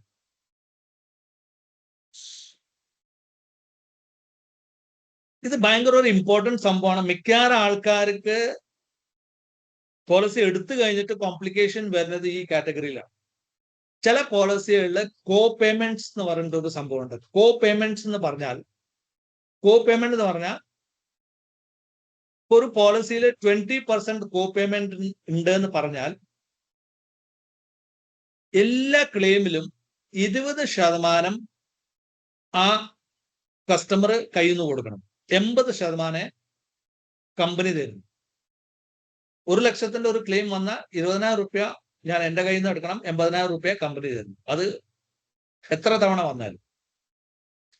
അങ്ങനത്തെ കണ്ടീഷൻസ് ഉള്ള പോളിസികൾ ഉണ്ട്. അതിനാണ് കോ പേയ്മെന്റ് എന്ന് പറയുക. ഈ കോ പേയ്മെന്റ് എന്തിനാ തരുന്നതെന്ന് അത് ഞാൻ പിന്നെ പറയാം. പിന്നെ വേറെ ഉള്ളത് സബ് ലിമിറ്റ്സ് എന്ന് പറഞ്ഞിട്ടുണ്ട്. സബ് ലിമിറ്റ്സ് എന്ന് പറഞ്ഞാൽ ഓരോരോ എക്സ്പെൻസിന് വേണ്ടിയിട്ട് ഒരു ലിമിറ്റ് വെച്ചിട്ടുണ്ടാവും. ഇപ്പോ ഒരു പോളിസി നമ്മൾ എടുക്കുകയാണെങ്കിൽ അതിൽ sub limit single AC room മാത്രമേ എലിജിബിൾ ഉള്ളൂ. നോർമൽ സിംഗിൾ AC റൂം മാത്രമേ എലിജിബിൾ ഉള്ളൂ. അപ്പോൾ മീൻസ് ഒരു ഹോസ്പിറ്റലൈസേഷൻ നമുക്ക് നടത്തി കഴിഞ്ഞാൽ നമുക്ക് ആ ഹോസ്പിറ്റലിന്റെ സിംഗിൾ AC റൂം ആണ് maximum eligibility. Single AC room എന്ന് പറഞ്ഞാൽ ഏറ്റവും ലോവസ്റ്റ് ഉള്ള AC റൂം മാത്രമേ എലിജിബിൾ ഉള്ളൂ. നമുക്ക് ആർക്കെങ്കിലും അങ്ങനത്തെ ഒരു എക്സ്പീരിയൻസ് ഉണ്ടെങ്കിൽ അറിയാം. ഒരു ഹോസ്പിറ്റലില് ഈ പറഞ്ഞ പോലെ ഹോട്ടൽ പോലെ ഡിഫറെന്റ് കാറ്റഗറിയിലത്തെ AC റൂംസ് ഉണ്ടാവും. ഡബിൾ ഇതുള്ള AC റൂം ഉണ്ടാവും. ഇവൻ എന്താ പറയാ ഒരു ഡ്യൂപ്ലെക്സ് AC റൂം ഉണ്ട്. പിന്നെ സൂട്ട് ഉണ്ട്. എന്താ പറയാ നോർമൽ നമ്മൾ ഹോട്ടലിൽ കാണുന്ന എല്ലാ സംഭവവും ഇപ്പോൾ ഹോസ്പിറ്റലിൽ ഉണ്ട്. അപ്പൊ ഏതെങ്കിലും ഒരു നമ്മൾ എടുത്ത പോളിസിയിൽ സിംഗിൾ റൂം AC ആണ് ലിമിറ്റ് ഉണ്ടെങ്കിൽ ഈ പറഞ്ഞ പോലെ നമ്മൾ അതിന്റെ മുകളിലേക്ക് ഉള്ള റൂം നമ്മൾ എടുത്തു കഴിഞ്ഞാൽ അതിന്റെ എക്സ്ട്രാ കോസ്റ്റ് നമ്മൾ കയ്യിൽ നിന്ന് കൊടുക്കണം. അപ്പോൾ അതിന്റെ അർത്ഥം ആ റൂമിൽ സബ് ലിമിറ്റ് ഉണ്ട്. വേറൊരു example, for example cataract operation. Cataract ഓപ്പറേഷനിൽ ചില പോളിസിയിലെ കണ്ടീഷൻ ഉണ്ടാവും. ഒരു കണ്ണിന് 25,000 മുകളിൽ ഞങ്ങൾ തരില്ല. 25,000 റുപ്പീസിന്റെ മുകളിൽ നമ്മൾ തരില്ല. അപ്പോ കാറ്ററാക്ട് ഓപ്പറേഷന്റെ കോസ്റ്റ് 60,000 70,000 രൂപ, അല്ലെങ്കിൽ ചില സ്ഥലത്ത് മെട്രോസിലൊക്കെ 1 lakh 1.5 lakhs ഒക്കെ വരുന്നുണ്ട്. അപ്പൊ അങ്ങനത്തെ ഇതിൽ പോയി കഴിഞ്ഞാൽ കമ്പനി ഈ പറഞ്ഞ 25,000 മുകളിൽ തരില്ല. ബാക്കി നിങ്ങൾ കയ്യിൽ നിന്ന് കൊടുക്കേണ്ടി വരും. അതാണ്. അപ്പൊ അങ്ങനെ ചില സ്പെസിഫിക് പ്രോസസ്സ് അല്ലെങ്കിൽ ചില സ്പെസിഫിക് സർജറി അല്ലെങ്കിൽ ചില സ്പെസിഫിക് ഡിസീസിന് ഈ പറഞ്ഞ പോലെ ഒരു സബ് ലിമിറ്റ്സ് ഉണ്ടാവും. അത് നമ്മൾ പ്രത്യേകിച്ച് പോളിസി വാങ്ങിക്കുന്ന സമയത്ത് നമ്മൾ പ്രത്യേകിച്ച് നോക്കണം. ബിക്കോസ് ഞാൻ ആദ്യം പറയാൻ കാരണം മോസ്റ്റ്ലി ആൾക്കാർക്ക് ക്ലെയിമില് അല്ലെങ്കിൽ കംപ്ലൈൻസ് വരുന്നത് ഈ പറഞ്ഞ കാറ്റഗറിയാണ്. ബിക്കോസ് അവർക്ക് ഇതിനെ പറ്റിയിട്ട് അറിയില്ല. അവർ AC റൂം ആണ് അതിന് ലിമിറ്റ് ആണെന്നുണ്ടെങ്കിൽ ഡ്യൂപ്ലെക്സ് അല്ലെങ്കിൽ ഡബിൾ AC റൂം അങ്ങനത്തെ സംഭവങ്ങൾ എടുക്കും. ഇല്ലെങ്കിൽ കാറ്ററാക്ട് ഏറ്റവും നല്ല ഇതിൽ പോയി അല്ലെങ്കിൽ ഏറ്റവും കോസ്റ്റ്ലി ഉള്ള അവിടെ പോയി ഇൻഷുറൻസ് ഉണ്ടല്ലോ എന്ന് പറഞ്ഞിട്ട് എടുക്കും. അവിടെ 1 ലക്ഷത്തിന്റെ ബില്ല് വരും. അവസാനം അത് ക്ലെയിമിന് പോകുമ്പോൾ കമ്പനി പറയും ഇതൊരു സബ് ലിമിറ്റ് ഉണ്ട്, 25,000 റുപ്യ കിട്ടുള്ളൂ എന്ന് പറയും. 75,000 റുപ്യ നമ്മൾ കയ്യിൽ നിന്ന് കൊടുക്കണം. അപ്പോൾ നമുക്ക് ഓട്ടോമാറ്റിക്കലി നമ്മൾ പ്രശ്നം വരും. നമ്മൾ ഇൻഷുറൻസ് കമ്പനിനെ കുറ്റം പറയും, നമ്മൾ വിറ്റ ആളെ കുറ്റം പറയും, ഇത് പറഞ്ഞില്ല. അപ്പോൾ ഇതൊക്കെയാണ് ഭയങ്കര ഇമ്പോർട്ടന്റ് സംഭവം.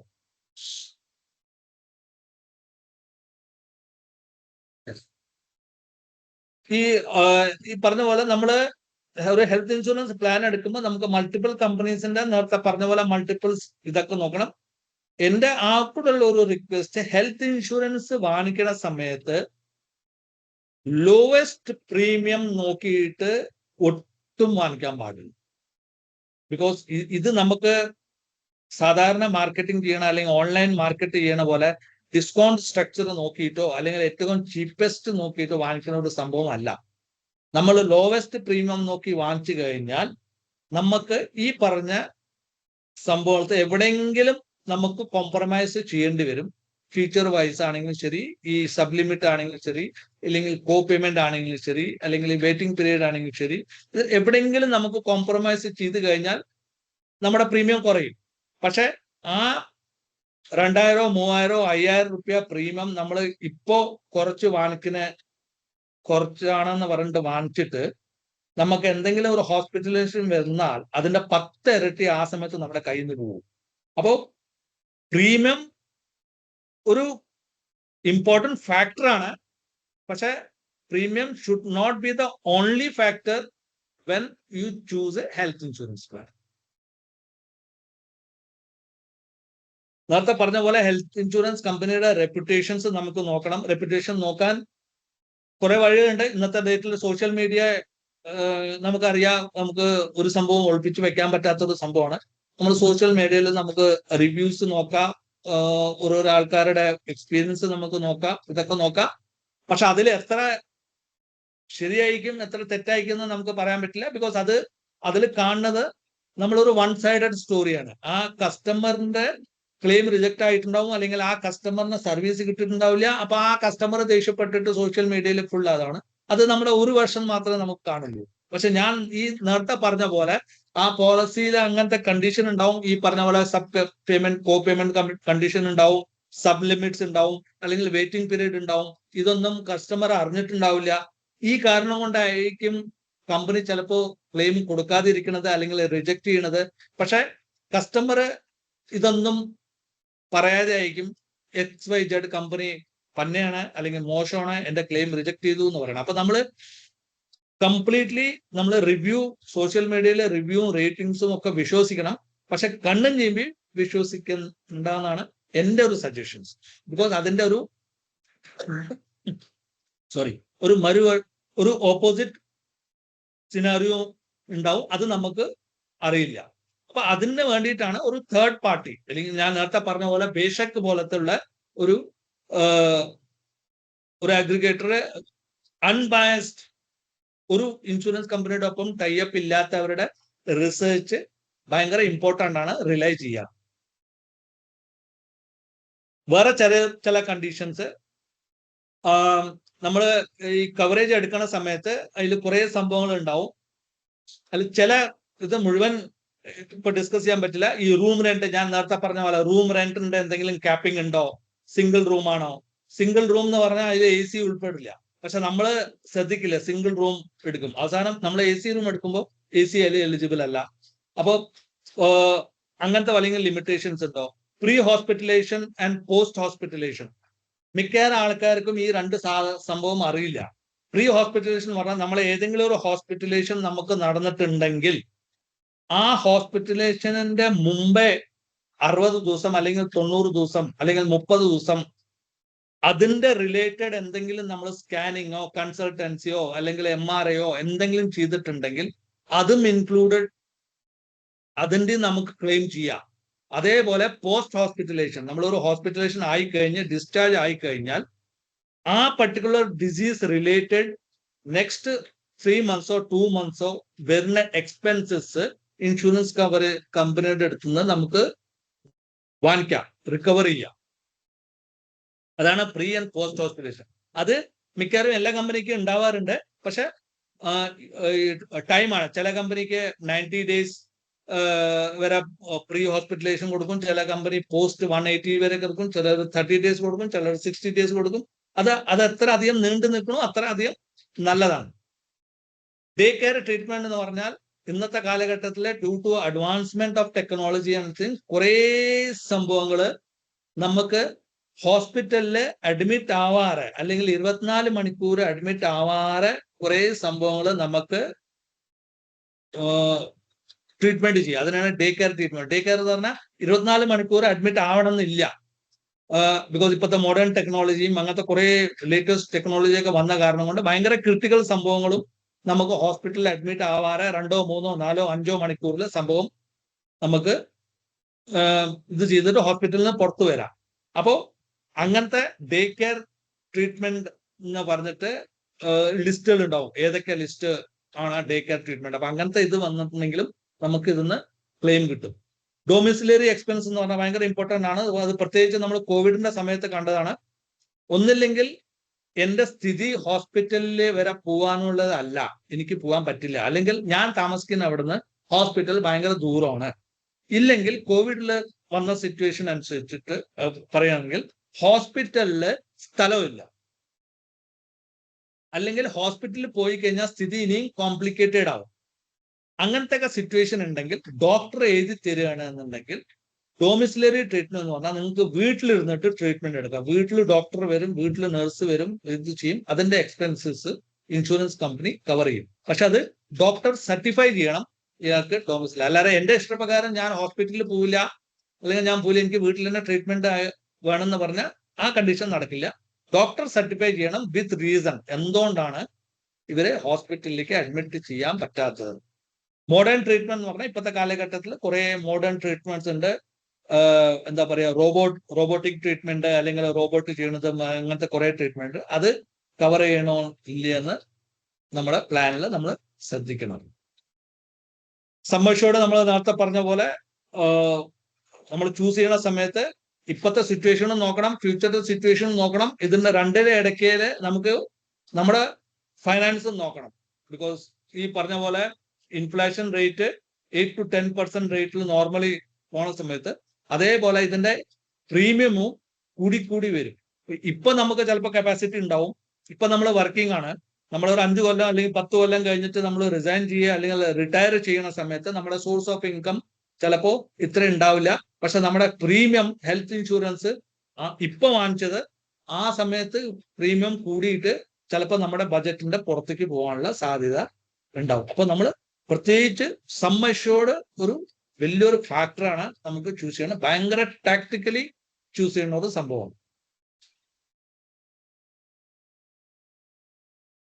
നേരത്തെ പറഞ്ഞ പോലെ ഇത് നമ്മൾ ഡിസ്കസ് ചെയ്തു already. Room rent, co payment, limitation of treatment എന്ന് പറഞ്ഞാൽ സബ് ലിമിറ്റ്സ് ഉള്ളതൊക്കെ. എല്ലാ പോളിസികളിലും, എല്ലാ ഹെൽത്ത് ഇൻഷുറൻസ് പോളിസികളിലും IRDAയുടെ ഒരു ലിസ്റ്റ് ഉണ്ട്, ഒരു പ്രീ ഡിഫൈൻഡ് ലിസ്റ്റ് ഉണ്ട്. ആ ലിസ്റ്റിൽ വരുന്ന കണ്ടീഷൻസ് അല്ലെങ്കിൽ ആ ലിസ്റ്റിൽ വരുന്ന ഡിസീസ് കവറേജ് ഇൻഷുറൻസ് കമ്പനി തരില്ല. അതിനെ ഇൻഷുറൻസ് ഇതില് പറയും പെർമനന്റ് എക്സ്ക്ലൂഷൻ എന്ന് പറയും. അത് ഓൾറെഡി ഒരു പ്രീ ഡിഫൈൻഡ് ലിസ്റ്റ് ഉണ്ട് IRDA. ആ ലിസ്റ്റിന്റെ ഉള്ളിൽ വരുന്ന സംഭവത്തിന്റെ പുറത്ത് ഒരു മിനിറ്റ്,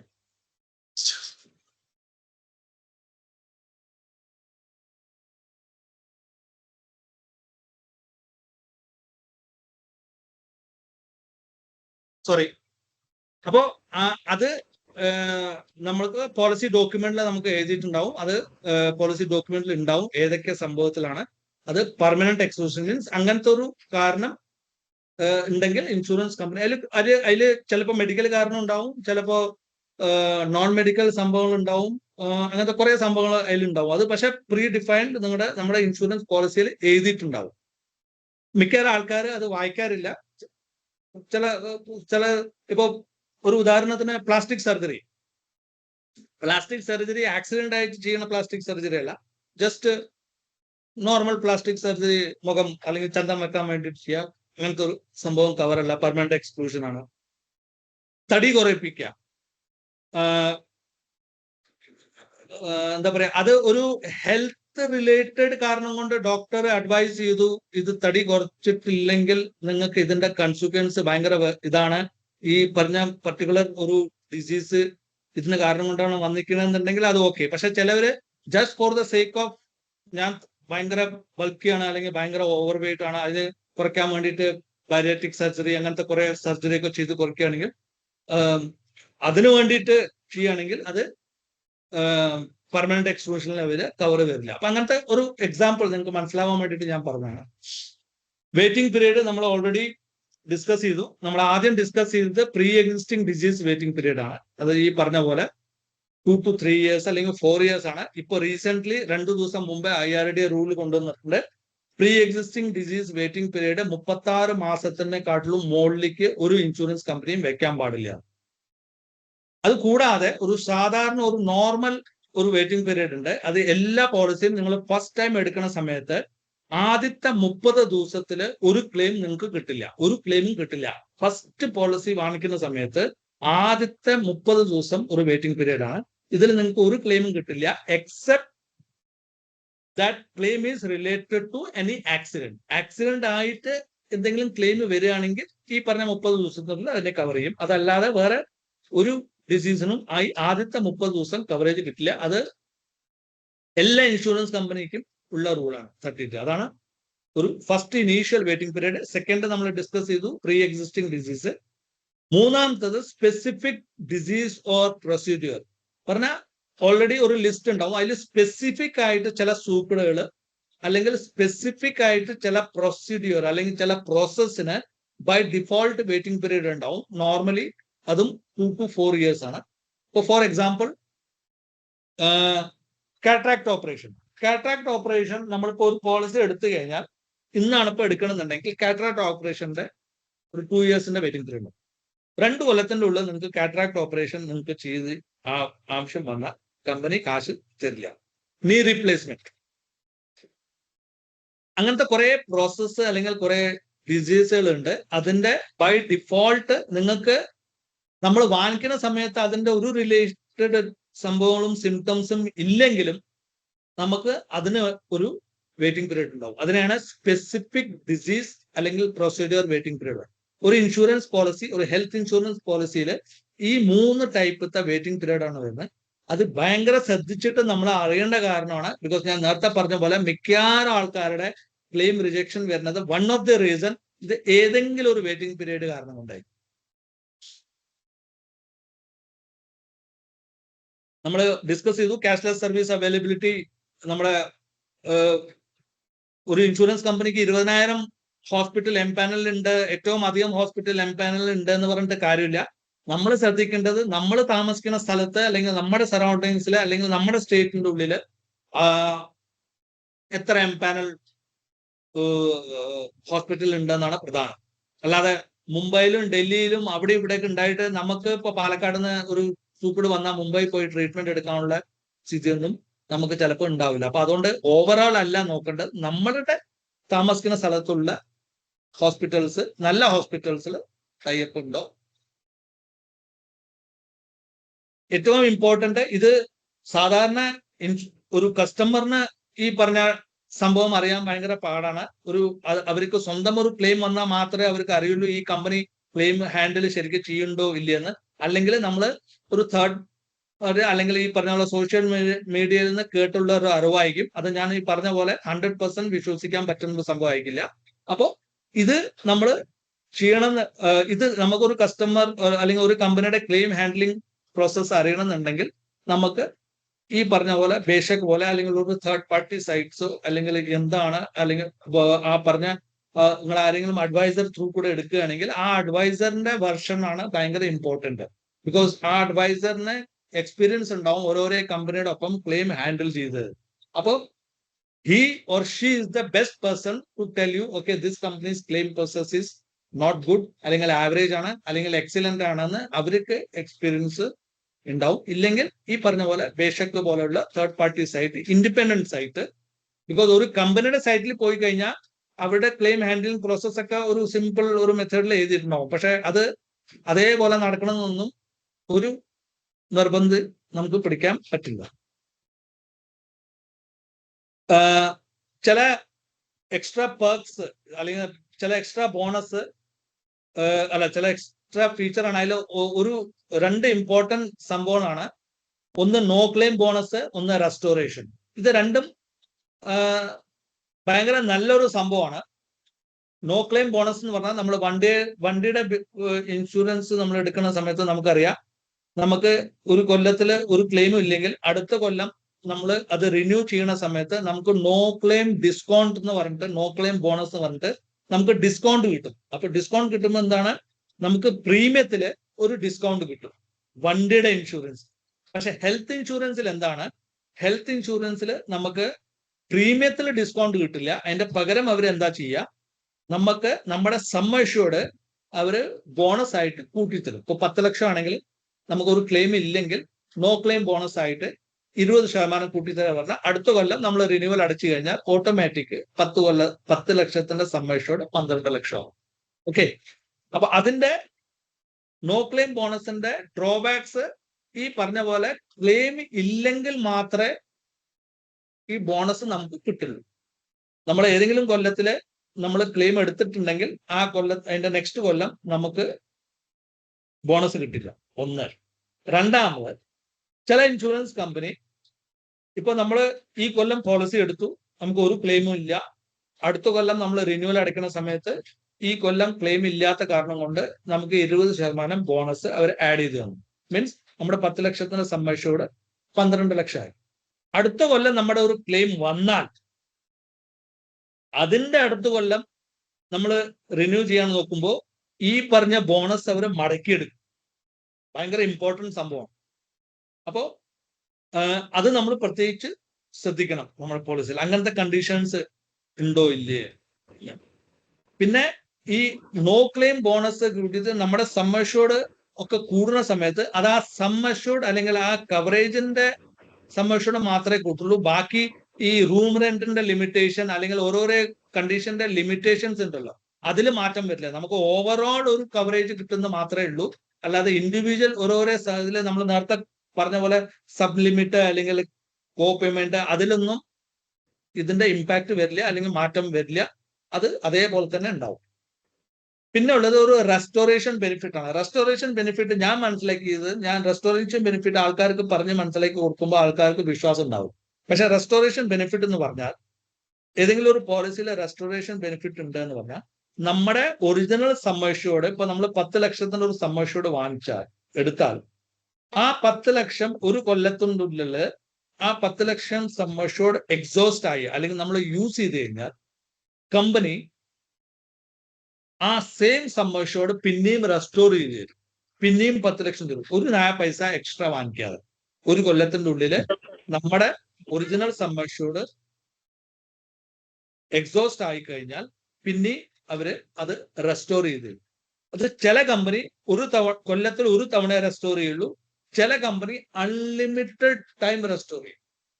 ഒരു കൊല്ലത്തിന്റെ ഉള്ളിൽ എത്ര തവണ നമുക്ക് 10 ക്ലെയിം വന്നു, 10 ക്ലെയിമിലും ഈ 10 ലക്ഷം റുപ്യാണ് ചെലവായി കഴിഞ്ഞാൽ എന്നാലും പിന്നെയും കമ്പനി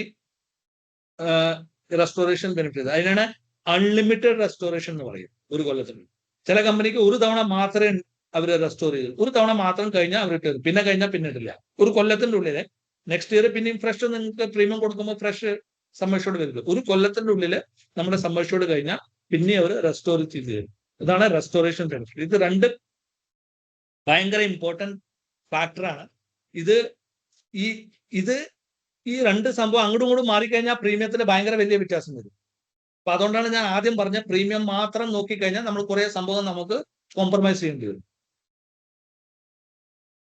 ഞാൻ നേരത്തെ പറഞ്ഞ പോലെ നിങ്ങൾക്ക് ടെക്നിക്കൽ വൈസ് അല്ലെങ്കിൽ ഇതിൽ കോംപ്ലിക്കേഷൻ ഉണ്ടെങ്കിൽ ബെസ്റ്റ് ഓപ്ഷൻ ഏതെങ്കിലും ഒരു നല്ല അഡ്വൈസർ, ഒരു റിലയബിൾ അഡ്വൈസറിന്റെ ഒപ്പം സംസാരിച്ചിട്ട് പോളിസി എടുക്കുന്ന സമയത്ത് നിങ്ങൾക്കൊരു നല്ല പ്രൊഡക്റ്റ് സജസ്റ്റ് ചെയ്യുന്ന മാത്രമല്ല, നിങ്ങളുടെ ക്ലെയിമിന്റെ ടൈമിൽ അഥവാ ക്ലെയിം ആവശ്യം വന്നാൽ അല്ലെങ്കിൽ എന്തെങ്കിലും ഒരു ഇഷ്യൂസ് വന്നു കഴിഞ്ഞാൽ നിങ്ങളെ ഫസ്റ്റ് പോയിന്റ് കോൺടാക്ട് അല്ലെങ്കിൽ നിങ്ങളെ ഏറ്റവും ആദ്യം ഹെൽപ്പ് ചെയ്യാൻ പറ്റുന്ന ഒരാളായിരിക്കും അഡ്വൈസർ.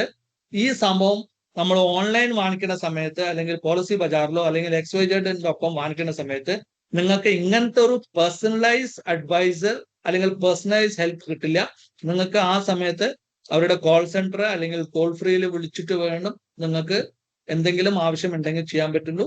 നമുക്കറിയാം കോൾ സെന്ററും ടോൾ ഫ്രീ നമ്പർ എങ്ങനെയാണ് വർക്ക് ചെയ്യുന്നത് എന്ന്.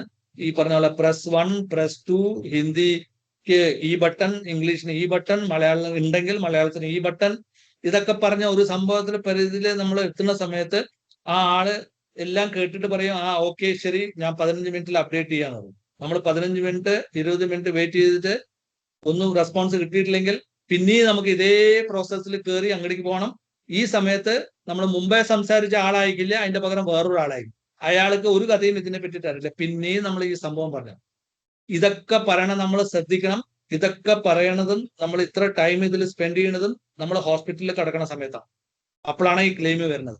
അപ്പൊ അത് ഒരു ഇമ്പോർട്ടന്റ് ഫാക്ടറാണ്. നിങ്ങൾക്ക് അങ്ങനത്തെ ഒരു സർവീസ് വേണോ, അല്ലെങ്കിൽ നിങ്ങളുടെ ഫോൺ നമ്പർ സേവ് ചെയ്ത് നിങ്ങളുടെ അഡ്വൈസർ നിങ്ങളെ വിളിച്ചാൽ ആ ഓക്കെ അജീഷാണ് വിളിച്ചിരിക്കുന്നത്, അപ്പോ അങ്ങനത്തെ ഒരു സർവീസ് വേണ്ടതെന്ന് അത് നിങ്ങൾക്കാണ് ഡിസൈഡ് ചെയ്യേണ്ടത്.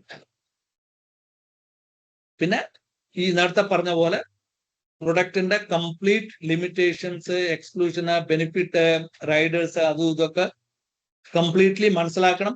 മനസ്സിലാക്കാൻ പറ്റിയിട്ടില്ലെങ്കിൽ അത് മനസ്സിലാക്കിയിട്ട് വേണം ആ പ്രൊഡക്റ്റ് എടുക്കണം. 1% ഡൗട്ട് വെച്ചിട്ടും ഒരു ഹെൽത്ത് ഇൻഷുറൻസ് പോളിസി എടുക്കാൻ പറ്റില്ല, എടുക്കാൻ പാടില്ല. ബിക്കോസ് ഹെൽത്ത് ഇൻഷുറൻസ് ഒരു ഭയങ്കര കോംപ്ലിക്കേറ്റഡ് ഒരു സംഭവമാണ്. അതിൽ എന്തെങ്കിലും 1% ഡൗട്ട് ഉണ്ടെങ്കിലും അത് ചിലപ്പോൾ ഫ്യൂച്ചറിൽ അത് വലിയൊരു സംഭവമായിട്ട് അത് മാറും. ചില മിത്ത്, ചിലർ പറയും എനിക്ക് ഞാൻ ഇപ്പൊ ജോലി എടുക്കേണ്ട എംപ്ലോയർ കവറേജ് തരുന്നുണ്ട്, അതെനിക്ക് ധാരാളമാണ്. അപ്പൊ അതിന്റെ ഉദാഹരണമാണ് ഞാൻ ആദ്യം തന്നെ പറഞ്ഞത്. എംപ്ലോയർ കവർ തരുന്നത് നിങ്ങൾ അവിടെ വർക്ക് ചെയ്യുന്ന സമയം വരെ ഉള്ളൂ, അത് കഴിഞ്ഞാൽ ആ കവറേജ് ഇല്ല. അത് കഴിഞ്ഞിട്ട് ഒന്നില്ലെങ്കിൽ നമ്മൾ റിട്ടയർ ആയിട്ട് 50-55 വയസ്സിൽ റിട്ടയർ ആയിട്ടോ അല്ലെങ്കിൽ നമ്മൾ 40-45 വയസ്സിൽ ജോലി വിട്ടിട്ട് നമ്മൾ എടുക്കുന്ന സമയത്ത് നമ്മുടെ കണ്ടീഷൻ ചിലപ്പോൾ ഹെൽത്ത് വൈസ് എന്തെങ്കിലും ഇഷ്യൂസ് ഉണ്ടാവും, എന്തെങ്കിലും കാരണം ഉണ്ടാവും. ആ സമയത്ത് നമ്മൾ ഹെൽത്ത് ഇൻഷുറൻസ് എടുക്കാൻ നോക്കുമ്പോൾ ഇൻഷുറൻസ് കമ്പനി പറയണ ടേംസ് ആൻഡ് കണ്ടീഷനിൽ നമുക്ക് എടുക്കേണ്ടി വരും. അപ്പോൾ അതിനെക്കാട്ടിലും നല്ലത് നമ്മൾ എംപ്ലോയറിന്റെ ഉള്ള സമയത്ത് തന്നെ നമുക്കൊരു സ്റ്റാൻഡ് അലോൺ നമ്മുടെ സ്വന്തമായിട്ടുള്ള ഒരു പോളിസി എടുത്തു വെച്ചു കഴിഞ്ഞാൽ നമുക്ക് എംപ്ലോയിന്റെ ഇൻഷുറൻസ് ഇല്ലാത്ത സമയത്തും നമ്മുടെ അടുത്തൊരു ബാക്കപ്പ് ഉണ്ടാവും. ഞാൻ ഏറ്റവും ആദ്യം സ്ലൈഡിൽ കാണിച്ച പോലെ ഞാനിപ്പോ ഹെൽത്തിയാണ്, എന്തുകൊണ്ടാണ് എനിക്കിപ്പോ വേണ്ട, ആവശ്യം വരുമ്പോൾ ഞാൻ എടുക്കാന്ന് പറയണത് ഭയങ്കര വലിയൊരു മിത്താണ്. അത് ഭയങ്കര വലിയൊരു റിസ്ക്, നമ്മൾ വേണ്ടാത്ത ഒരു സംഭവം നമ്മൾ തലയിൽ എടുത്തു വെക്കുകയാണ്. 5 ലക്ഷത്തിന്റെ ഹെൽത്ത് ഇൻഷുറൻസ് കവറേജ് ഇപ്പോഴും ആൾക്കാർ 1 ലക്ഷം 2 ലക്ഷത്തിന്റെ ഹെൽത്ത് ഇൻഷുറൻസ് എടുക്കുന്നുണ്ട്. ഇപ്പൊ മിക്കവാറും കമ്പനികൾ മിനിമം 5 ലക്ഷം ആക്കിയിട്ടുണ്ട്, ചില കമ്പനി മിനിമം 10 ലക്ഷം ആക്കിയിട്ടുണ്ട്. അതിന്റെ ചോട്ടിൽ അവർ ഇൻഷുറൻസ് കവറേജ് തരുന്നേ ഇല്ല. അപ്പൊ നമ്മൾ ഈ പറഞ്ഞ പോലെ ഒരു 5 ലക്ഷം കവറേജ് നമ്മൾ എനഫാണ്, 5 ലക്ഷം ഇന്നത്തെ കാലത്തിൽ ഭയങ്കരമാണെന്ന് പറഞ്ഞ ആൾക്കാർക്ക് കോവിഡിന്റെ സമയത്ത് മനസ്സിലായി ഈ 5 ലക്ഷം ഇന്നത്തെ ഡേറ്റിലെ ഹെൽത്ത് ഇൻഷുറൻസ് ഒന്നുമില്ല. പ്രത്യേകിച്ച് ഒരു ഫാമിലി ഫ്ലോട്ടർ എന്ന് പറഞ്ഞ ഒരു 4 ആൾക്കും കൂടെ കൂടിയിട്ട് ഉള്ള ഒരു സമ്മേഷനോട് നമ്മൾ 5 ലക്ഷം ഭയങ്കര അധികമാണെന്ന് പറഞ്ഞാൽ ഭയങ്കര വലിയൊരു മിത്താണ്, ഭയങ്കര ഒരു തെറ്റായ ഒരു ഇതാണ്. ബിക്കോസ് 5 ലക്ഷം ഇന്നത്തെ കാലത്തിൽ ഒന്നുമില്ല.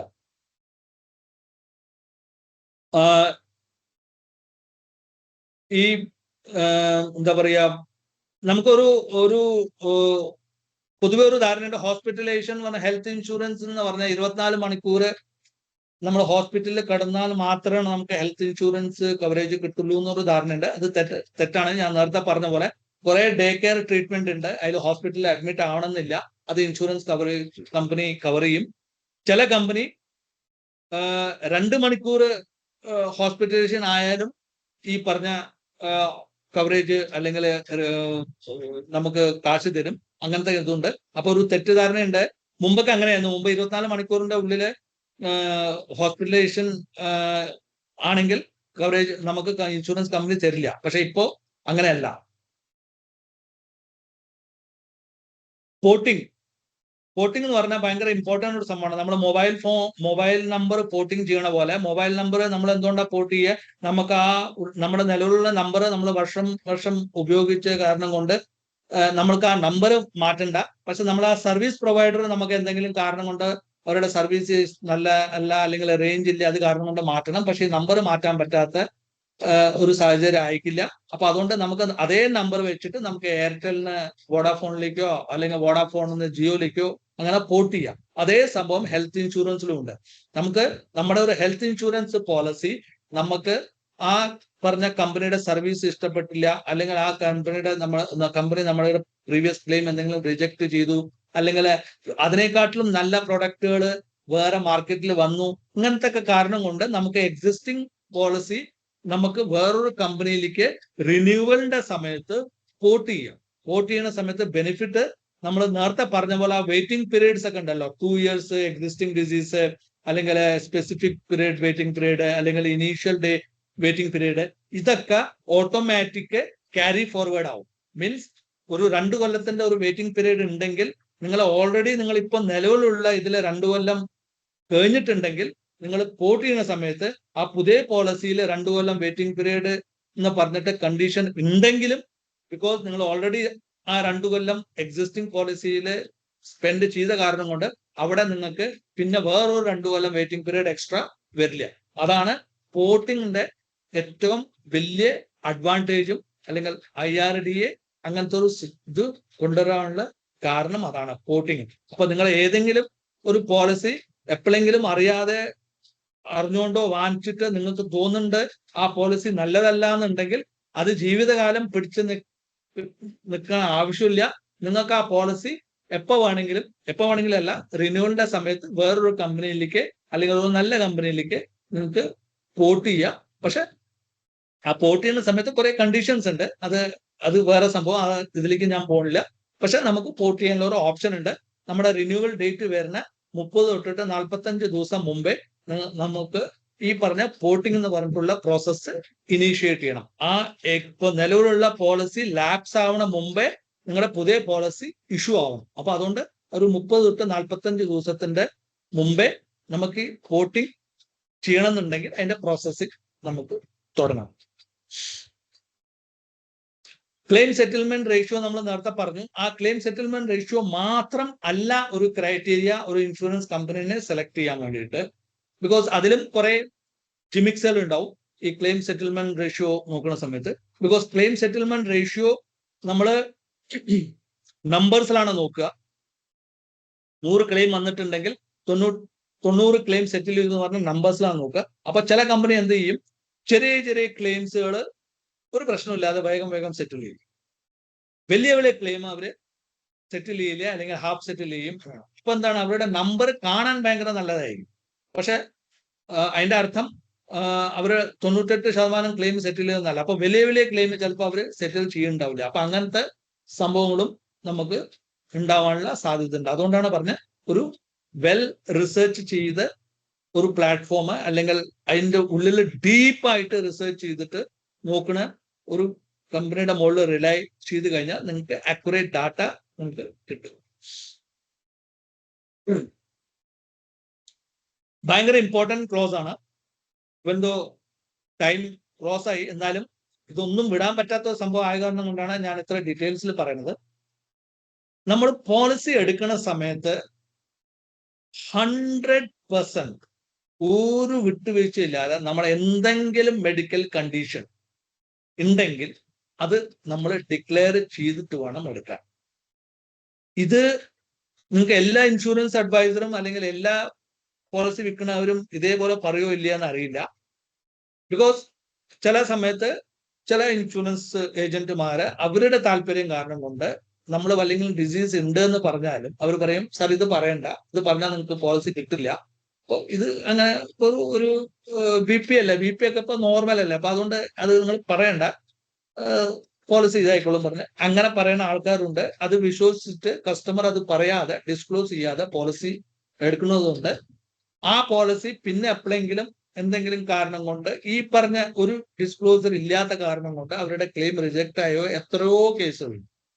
അപ്പോൾ ഒരു സംഭവവും നമ്മൾക്ക് ഒളിപ്പിച്ചിട്ട് വെച്ചിട്ട് പോളിസി എടുക്കാൻ പാടില്ല.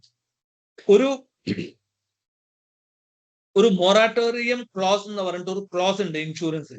ഓക്കെ, മൊറാട്ടോറിയം ക്ലോസ് എന്ന് പറഞ്ഞാൽ ഇതിന്റെ മുമ്പേ IRDA റൂൾ അനുസരിച്ചിട്ട് ഒരു കമ്പനിയിൽ നിങ്ങളുടെ പോളിസി നിങ്ങൾ 8 കൊല്ലമായിട്ട് ആ പോളിസി കണ്ടിന്യൂ ചെയ്തുകൊണ്ട് ഇരുന്നിട്ടുണ്ടെങ്കിൽ 8 കൊല്ലം കഴിഞ്ഞാൽ ആ കമ്പനിക്ക് നിങ്ങൾ ഒരു ക്ലെയിമും റിജക്ട് ചെയ്യാൻ പാടില്ല.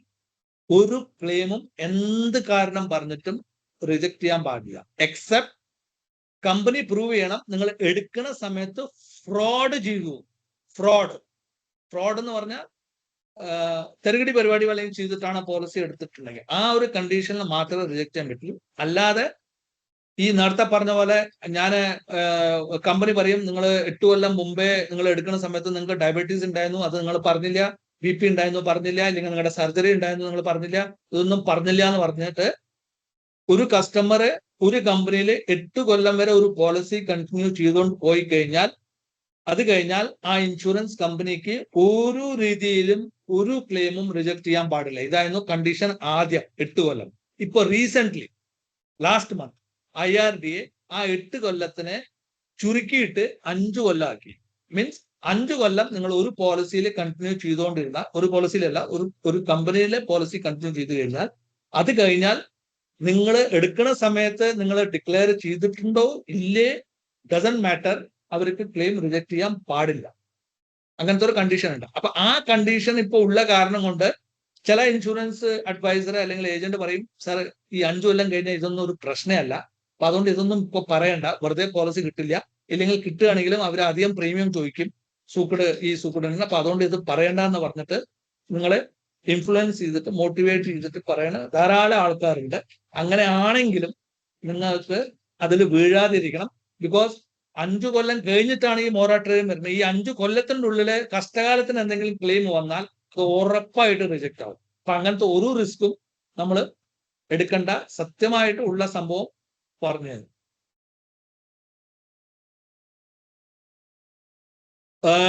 ഏറ്റവും വലിയ പ്രശ്നം വരുന്നത് ഈ ഇൻഷുറൻസ് കമ്പനിയും ഹോസ്പിറ്റൽസും തമ്മിൽ ടൈപ്പ് ഉള്ള സമയത്ത് ഇൻഡിവിജ്വൽ ഹോസ്പിറ്റലിനൊപ്പം അവരുടെ ഇൻഡിവിജ്വൽ പ്രൈസിങ് വെച്ചിട്ടാണ് ടൈപ്പ്.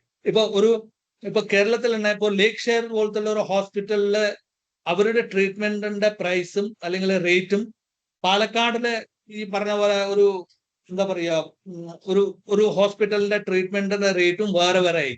അപ്പം ഈ ഇൻഷുറൻസ് കമ്പനിയുടെ ടൈപ്പ് പാലക്കാടുള്ള ഹോസ്പിറ്റലിന്റെ ഒപ്പം ടൈപ്പ് ചെയ്യുന്ന സമയത്ത് അവരുടെ റേറ്റ് ഫിക്സേഷൻ ആ ഹോസ്പിറ്റലിന്റെ റേറ്റ് അനുസരിച്ചിട്ടായിരിക്കും.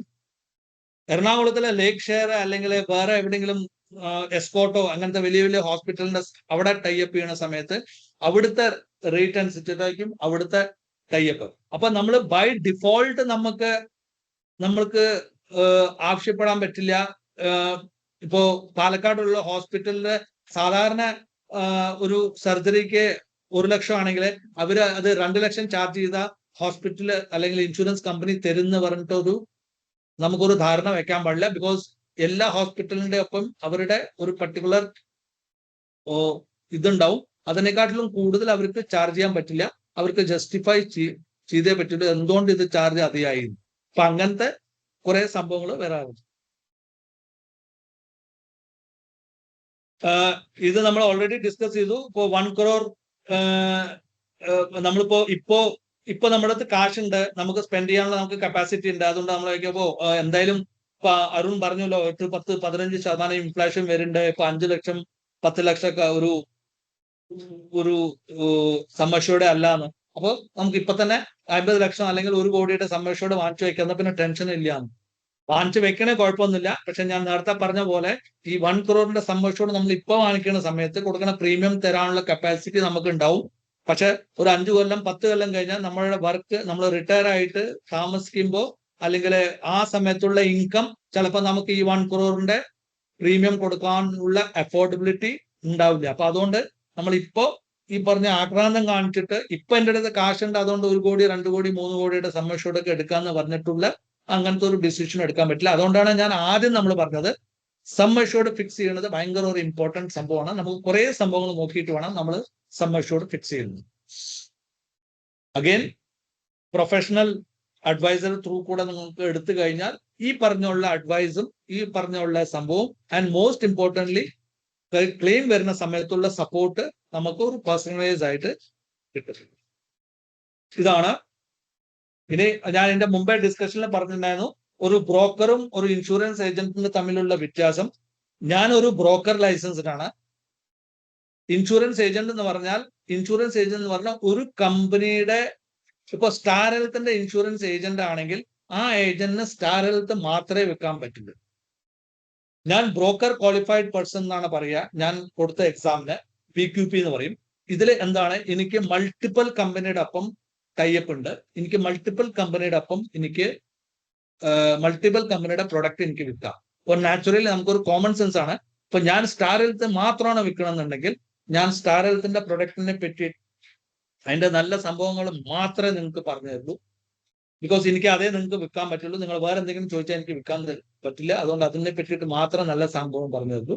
പക്ഷെ ഒരു ബ്രോക്കർ ആണെങ്കിൽ നിങ്ങൾക്ക് സ്റ്റാർ ഹെൽത്തിന്റെ ഇത് പോസിറ്റീവാണ്, ഇത് നെഗറ്റീവാണ്, HDFCയുടെ ഇത് പോസിറ്റീവാണ്, ഇത് നെഗറ്റീവാണ്, നിവാബൂപ്പയുടെ ഇത് നെഗറ്റീവാണ്, മൾട്ടിപ്പിൾ കമ്പനികളുടെ പ്ലസും മൈനസും നിങ്ങൾക്ക് പറഞ്ഞ് മനസ്സിലാക്കി കൊടുക്കുക. അത് കഴിഞ്ഞിട്ട് നിങ്ങൾക്കൊരു തീരുമാനം എടുക്കാം ഏത് പ്രൊഡക്റ്റാണ് എടുക്കേണ്ടതെന്ന്. നിങ്ങൾ ഏത് പ്രൊഡക്റ്റ് എടുത്താലും എനിക്കത് തരാൻ പറ്റും. അപ്പൊ അത് കാരണം കൊണ്ട് എനിക്ക് ഏതെങ്കിലും ഒരു പർട്ടിക്കുലർ കമ്പനിയുടെ പ്രൊഡക്റ്റ് പ്രൊമോട്ട് ചെയ്യണമെന്ന് ഒരു ആവശ്യം ഇല്ല. ഇതാണ് എന്റെ ബ്രോക്കർ ക്വാളിഫൈഡ് സർട്ടിഫിക്കറ്റിന്റെ ലൈസൻസ്. ഇതൊരു NISM കണ്ടക്ട് ചെയ്യുന്നത്, NIA കണ്ടക്ട് ചെയ്യുന്ന ഒരു എക്സാം ആണ്. PQP എന്ന് പറഞ്ഞിട്ടുള്ളത് അതിന്റെ എക്സാമിന്റെ സർട്ടിഫിക്കറ്റ് ആണ്. ഇത് എല്ലാ 3 കൊല്ലത്തിലും എക്സാം എഴുതി പുതുക്കണമുള്ളൂ. ഇതാണ് ഞാൻ പറഞ്ഞ ഈ ബേഷക് എന്ന് പറഞ്ഞിട്ടുള്ള പ്ലാറ്റ്ഫോം. ബേഷക് എന്നുള്ള ഒരു ഇൻഡിപെൻഡന്റ് പ്ലാറ്റ്ഫോം. അവിടെ നമ്മൾ ബേസിക് ഡാറ്റ കൊടുത്തു കഴിഞ്ഞാൽ നമുക്ക് അവര് AI ജനറേറ്റഡ് ഒരു ട്രൂ മാച്ച് ജനറേറ്റഡ് ഒരു റിപ്പോർട്ട് നമുക്ക് തരും. അതിൽ അവരുടെ റിസർച്ച് അനുസരിച്ചിട്ടുള്ള ബെസ്റ്റ് പ്രൊഡക്റ്റ് നമുക്ക് സജസ്റ്റ് ചെയ്യും. ഈ പ്ലാറ്റ്ഫോമിൽ ആണ് ഞാൻ ഒരു അഡ്വൈസറി. ഇത് കൂടാതെ ഇന്ത്യയില് നിങ്ങൾ ഇത് കഴിഞ്ഞിട്ട് നിങ്ങൾ ഗൂഗിൾ സെർച്ച് ചെയ്താൽ അറിയും, ഒരു ഇൻഷുറൻസ് സമാധാൻ എന്ന് പറഞ്ഞിട്ട് ഒരു കമ്പനി ഉണ്ട് ഇന്ത്യയിൽ. നിങ്ങൾ ചിലപ്പോൾ ഫസ്റ്റ് ടൈം ആയിരിക്കും കേൾക്കേണ്ടത്. ഇൻഷുറൻസ് സമാധാൻ എന്ന് പറഞ്ഞ ഒരു കമ്പനി ഉണ്ട്, പ്രൈവറ്റ് കമ്പനിയാണ്. ഈ കമ്പനിയുടെ ജോലി എന്താണ്, ഏതെങ്കിലും ക്ലെയിം ഏതെങ്കിലും കസ്റ്റമറിന്റെ റിജക്ട് ആയിട്ടുണ്ടെങ്കിൽ, ഏത് ക്ലെയിം ആണെങ്കിലും, ഹെൽത്ത്, ലൈഫ് ഇൻഷുറൻസ്, വണ്ടിയുടെ claim, theft insurance, fire insurance, എങ്ങനത്തെ ക്ലെയിം ആണെങ്കിലും അഥവാ റിജക്ട് ആയിട്ടുണ്ടെങ്കിൽ നിങ്ങൾ എന്ത് ചെയ്തിട്ടും ആ ക്ലെയിം നിങ്ങൾക്ക് കിട്ടില്ല, നിങ്ങൾ മതിയാക്കി എന്നുണ്ടെങ്കിൽ ഇൻഷുറൻസ് സമാധാനില് നിങ്ങൾ ബന്ധപ്പെട്ട് കഴിഞ്ഞാൽ അവര് നിങ്ങളെ ഹെൽപ്പ് ചെയ്യും, ഗൈഡ് ചെയ്യും, അല്ലെങ്കിൽ സപ്പോർട്ട് ചെയ്യും ആ ക്ലെയിം കിട്ടാനുള്ള ഫുൾ സാധ്യതയ്ക്ക് വേണ്ടി. അപ്പോ ഞാൻ ഈ ഇൻഷുറൻസ് സമാധാനിന്റെയും അഡ്വൈസറി മെമ്പറാണ്. അപ്പോ പക്ഷെ ഇത് ഫ്രീ ഓഫ് കോസ്റ്റ് അല്ല. ബേഷക്കില് ഈ പറഞ്ഞ ബേഷക്കിന്റെ പ്ലാറ്റ്ഫോമിൽ എല്ലാ സംഭവവും ഫ്രീ ആണ്.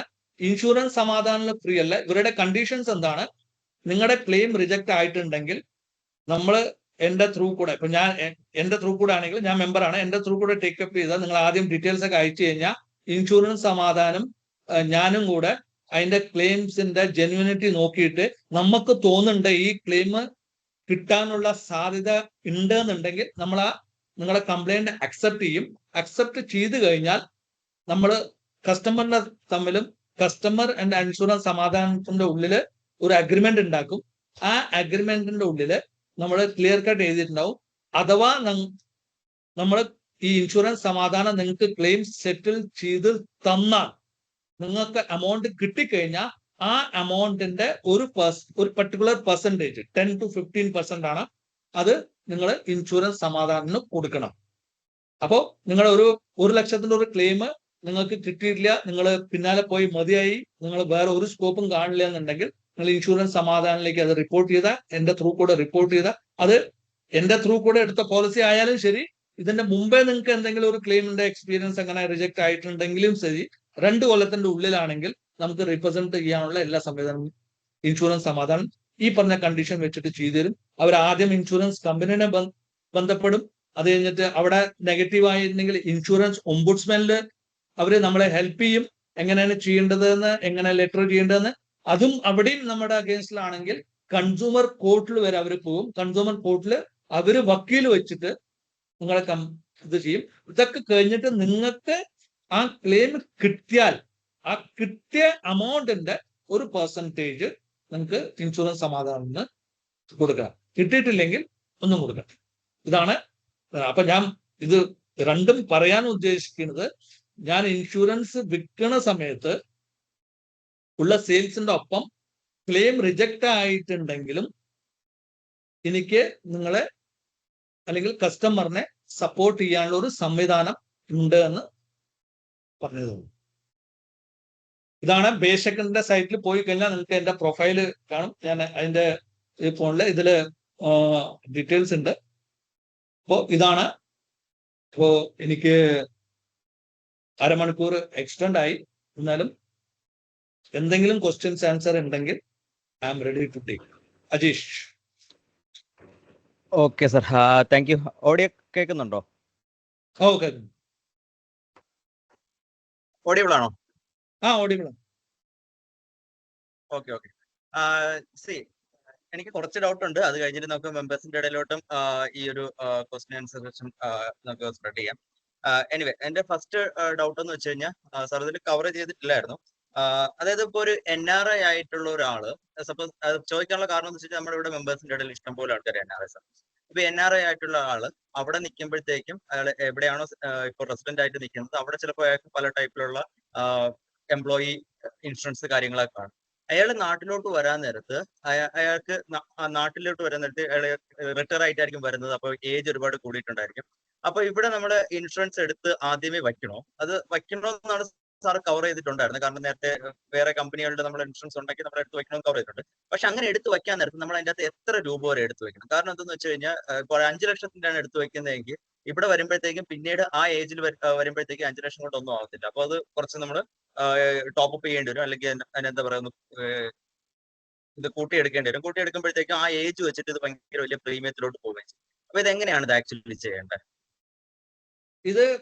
ഇത് പ്രത്യേകിച്ച് NRIക്ക് വേണ്ടിയിട്ട് ഒരു പ്രത്യേകിച്ച് റൂൾ. ഞാൻ നേരത്തെ പറഞ്ഞ പോലെ നമ്മൾ സം അഷ്യൂർഡ് ചൂസ് ചെയ്യണ സമയത്ത് അത് ഒരു റെസിഡന്റ് ഇന്ത്യൻ ആണെങ്കിലും NRI ആണെങ്കിലും, because end of the day നമ്മൾ ഈ സം അഷ്യൂർഡ് ചൂസ് ചെയ്യണത് ഇന്ത്യയിൽ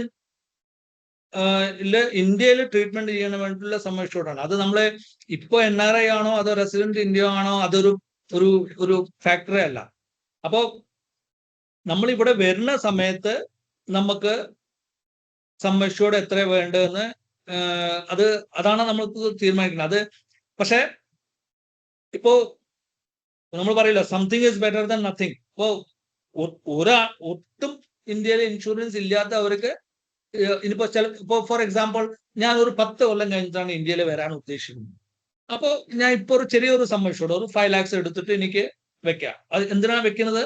ഒന്ന്, ഈ പറഞ്ഞ വെയിറ്റിംഗ് പീരീഡ് ഒക്കെ അഡ്ജസ്റ്റ് ആവും. രണ്ടാമത്, ഞാൻ എന്തെങ്കിലും കാരണം കൊണ്ട് അല്ലെങ്കിൽ നമ്മൾ റെഗുലർലി ഇന്ത്യയിൽ കൊല്ലത്തിൽ 1 തവണ 2 തവണ വരുന്ന സമയത്ത് എനിക്ക് ഇവിടെ വല്ലെങ്കിലും സംഭവിച്ചു കഴിഞ്ഞാൽ എനിക്ക് അവിടെയുള്ള ഇൻഷുറൻസ് മിക്കവാറും കുറെ കമ്പനികൾ കവർ ചെയ്യില്ല.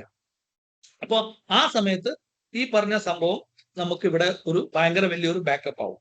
അപ്പൊ അത് നമുക്ക് നിർബന്ധമായിട്ട്, അത് NRI ആണെങ്കിലും ശരി NRI അല്ലെങ്കിൽ ശരി, ഇന്ത്യയിൽ ഒരു ഇൻഷുറൻസ് മസ്റ്റാണ്. അത് എത്ര വേണം? അത് ഞാൻ നേരത്തെ പറഞ്ഞ പോലെ നമ്മുടെ ഫൈനാൻഷ്യൽ കപ്പാബിലിറ്റി വെച്ചിട്ടും അല്ലെങ്കിൽ ഇത് വെച്ചിട്ടും നമ്മൾ ഇപ്പോ അജീഷ് പറഞ്ഞ പോലെ നമ്മൾ ചിന്തിക്കുന്നത് നമ്മൾ മടങ്ങി വരുമ്പോ ഉള്ള സംഭവമാണ് ചിന്തിക്കുന്നത്. ഞാൻ അതല്ല പറയണത്. നമ്മള് 10 കൊല്ലം കഴിഞ്ഞിട്ടായിരിക്കും മടങ്ങി വരിക. പക്ഷെ അതിന്റെ ഇടയ്ക്ക് കൊല്ലത്തിൽ 2 തവണ 3 തവണ അല്ലെങ്കിൽ 1 തവണ നമ്മൾ ഇന്ത്യയിൽ വരുന്നുണ്ട്. 1 മാസം 2 മാസം ഇരിക്കുന്നുണ്ട് ഇവിടെ. ആ സമയത്ത് വല്ലെങ്കിലും സംഭവിച്ചാൽ എന്ത് പറ്റും? അതാണ് നമ്മൾ ചിന്തിക്കേണ്ടത്. അപ്പൊ അങ്ങനെ ചിന്തിക്കുന്ന സമയത്ത് അത് ഇന്ത്യയിൽ താമസിക്കുന്നവർക്കും പുറത്ത് NRI താമസിക്കുന്നവർക്കും ഒരു വ്യത്യാസമില്ല. ഓക്കെ. പിന്നെ സാറിന്റെ ഇത്രയും വർഷത്തെ എക്സ്പീരിയൻസിന്റെ ഇടയിൽ സാറിന് ഏതൊക്കെ റൈഡേഴ്സ് ആണ് ഒരു മസ്റ്റ് ആയിട്ട് തോന്നിയിട്ടുള്ളത്? ഒന്ന്, ഈ പറഞ്ഞ നോ ക്ലെയിം ബോണസ് ഒരു ഇമ്പോർട്ടന്റ് സംഭവമാണ്. നോ ക്ലെയിം ബോണസ് ഞാൻ എന്തുകൊണ്ടാണ് പറയണത്, ചില കമ്പനിക്ക് നോ ക്ലെയിം ബോണസ് എന്ന് പറഞ്ഞാൽ നോ ക്ലെയിം ബോണസ് ആണ്. മീൻസ് ഞാൻ നേരത്തെ പറഞ്ഞ പോലെ ക്ലെയിം ഇല്ലെങ്കിൽ അവര് നമുക്ക് ബോണസ് തരും. അടുത്ത കൊല്ലം ക്ലെയിം ഉണ്ടെങ്കിൽ ആ തന്ന ബോണസ് മടക്കിയെടുക്കും. ചില കമ്പനികള് ഗ്യാരണ്ടഡ് ബോണസ് ഉണ്ട്.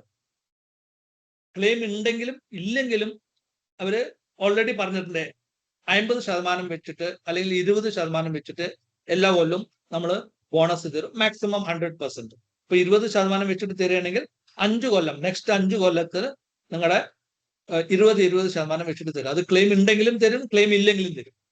അങ്ങനത്തെ. അപ്പൊ അത് പ്രത്യേകിച്ച് നോക്കണം. അങ്ങനത്തെ പോളിസിയിൽ എടുക്കുകയാണ് നല്ലത്. അപ്പൊ ഈ ക്ലെയിം ഉണ്ടെങ്കിലും ഇല്ലെങ്കിലും ടെൻഷൻ ഉണ്ടാവില്ല. ചില കമ്പനികളുടെ ഈ പറഞ്ഞ പോലെ, ഞാൻ നേരത്തെ പറഞ്ഞ പോലെ restoration benefit once in a year, ഒരു തവണ മാത്രമേ അവർ റെസ്റ്റോർ ചെയ്യുള്ളൂ നമ്മുടെ സമ്മേഷോട് കഴിഞ്ഞ്. ചില കമ്പനി അല്ലെങ്കിൽ ചെറിയൊരു എക്സ്ട്രാ എമൗണ്ട് എടുത്തു കഴിഞ്ഞാൽ ഈ വൺ ടൈം അൺലിമിറ്റഡ് ടൈം ആവും. അപ്പൊ അത് ഭയങ്കര ഇമ്പോർട്ടന്റ് റൈഡറാണ്. അങ്ങനെ റെസ്റ്റോറേഷൻ ഉള്ള സമയത്ത് നമുക്ക് ഭയങ്കര വലിയ സമ്മേഷോട് എടുക്കാൻ ആവശ്യമില്ല. ഒരു ചെറിയ സമ്മേഷോട് എടുത്താലും ഈ പറഞ്ഞ റെസ്റ്റോറേഷൻ ഉള്ള കാരണം കൊണ്ട് നമുക്ക് അത് ഉപയോഗിക്കാം. പക്ഷെ അത് റെസ്റ്റോറേഷൻ, അൺലിമിറ്റഡ് റെസ്റ്റോറേഷൻ ഒരു വലിയ സമ്മേഷോടിന്റെ ആൾട്ടർനേറ്റീവ് അല്ല. ബിക്കോസ് റെസ്റ്റോറേഷന്റെ കുറെ കണ്ടീഷൻസ് ഉണ്ട്. പക്ഷെ എന്നാലും കമ്പാരിറ്റീവ്ലി ഇത്തിരി ഹെൽപ്ഫുൾ ആയിരിക്കും അൺലിമിറ്റഡ് റെസ്റ്റോറേഷൻ. പിന്നെ ക്രിട്ടിക്കൽ ഇൽനെസ് റൈഡർ ഒരു ഭയങ്കര ഇമ്പോർട്ടന്റ് റൈഡറാണ്. ബിക്കോസ് ഇന്നത്തെ കാലഘട്ടത്തിൽ ക്രിട്ടിക്കൽ ഇൽനെസ് എന്ന് പറഞ്ഞാൽ അത് ക്രിട്ടിക്കൽ ഇൽനെസ് എന്ന് പറയാൻ വേണ്ടിയിട്ടുള്ളൂ. അതൊരു ജനറൽ ഇൽനെസ് ആണ്. തൊട്ടേനും പിടിച്ചേനും അപ്പുറത്തുള്ള ഇപ്പുറത്തുള്ള ആൾക്കാർക്കൊക്കെ ഹാർട്ട് ഡിസീസും ക്യാൻസറും അങ്ങനത്തെ പറഞ്ഞ ഈ ക്രിട്ടിക്കലിലുള്ള ഇൽനെസ് ഉണ്ട്. ആ ക്രിട്ടിക്കൽ ഇൽനെസ് റൈഡർ എടുക്കുന്നത് നല്ലൊരു സംഭവമാണ്. പക്ഷെ അതിന്റെ ഒപ്പം ക്രിട്ടിക്കൽ ഇൽനെസ് റൈഡർ എടുക്കുന്ന സമയത്ത് നമ്മുടെ പ്രീമിയത്തിൽ ഭയങ്കര വലിയൊരു വ്യത്യാസം ഉണ്ടാവും. അപ്പർ സൈഡ് അത് നമ്മൾ പ്രത്യേകിച്ച് ശ്രദ്ധിക്കണം. പിന്നെ ഈ ക്രിട്ടിക്കൽ ഇൽനെസ് റൈഡർ എന്ന് പറയുമ്പോൾ ഒരു സംഭവം മനസ്സിലാക്കണം. നോർമൽ പോളിസിയിൽ ക്രിട്ടിക്കൽ ഇൽനെസ് ഒക്കെ കവറാണ്. ഹോസ്പിറ്റലൈസേഷൻ കവറേജ് ആണ് അതിലുള്ളത്. ഇപ്പൊ എനിക്ക് ഹാർട്ട് അറ്റാക്ക് ആയിട്ട് പോളിസി എടുത്തിട്ട് ഹാർട്ട് അറ്റാക്ക് ആയി അല്ലെങ്കിൽ ക്യാൻസർ ആയി, അപ്പൊ അതിന്റെ റിലേറ്റഡ് ഹോസ്പിറ്റലൈസേഷന്റെ കവറേജ് ഇൻഷുറൻസ്, ഈ പറഞ്ഞ ഹെൽത്ത് ഇൻഷുറൻസിൽ തരും. ഈ ക്രിട്ടിക്കൽ ഇൽനെസ് റൈഡർ എന്ന് പറഞ്ഞാൽ അതൊരു ബെനിഫിറ്റ് റൈഡറാണ്. ബെനിഫിറ്റ് റൈഡർ എന്ന് പറഞ്ഞാൽ നമ്മൾ ക്രിട്ടിക്കൽ ഇൽനെസ് റൈഡർ എടുക്കുന്ന സമയത്ത് അതിന് വേണ്ടിയിട്ട് നമ്മളൊരു സമ്മേഷോട് ചൂസ് ചെയ്യണം. അപ്പൊ ഞാനൊരു 25 ലക്ഷം സമ്മേഷോട് ക്രിട്ടിക്കൽ ഇൽനെസ്സിന് സെപ്പറേറ്റ് ചൂസ് ചെയ്തു. അതിന്റെ അർത്ഥം എനിക്ക് ക്രിട്ടിക്കൽ ഇൽനെസ്, ഇപ്പൊ എനിക്ക് ക്യാൻസർ ഡയഗ്നോസ് ആയി കഴിഞ്ഞാൽ ഇൻഷുറൻസ് കമ്പനി അപ്പോ 25 ലക്ഷം രൂപ നിങ്ങൾക്ക് തരും. അതാണ് ബെനിഫിറ്റ് പോളിസി എന്ന് പറയുന്നത്. അതാണ് ക്രിട്ടിക്കൽ ഇൽനെസ് റൈഡർ നമ്മൾ എടുക്കുന്ന സമയത്ത്. ഇപ്പൊ നമ്മൾ 20 ലക്ഷമാണ് അല്ലെങ്കിൽ 50 ലക്ഷമാണ് ക്രിട്ടിക്കൽ ഇൽനെസിന്റെ റൈഡറിന്റെ ലിമിറ്റേഷൻസ് ഉണ്ട്. മാക്സിമം 50 ലക്ഷമൊക്കെ എടുക്കാൻ പറ്റുള്ളൂ.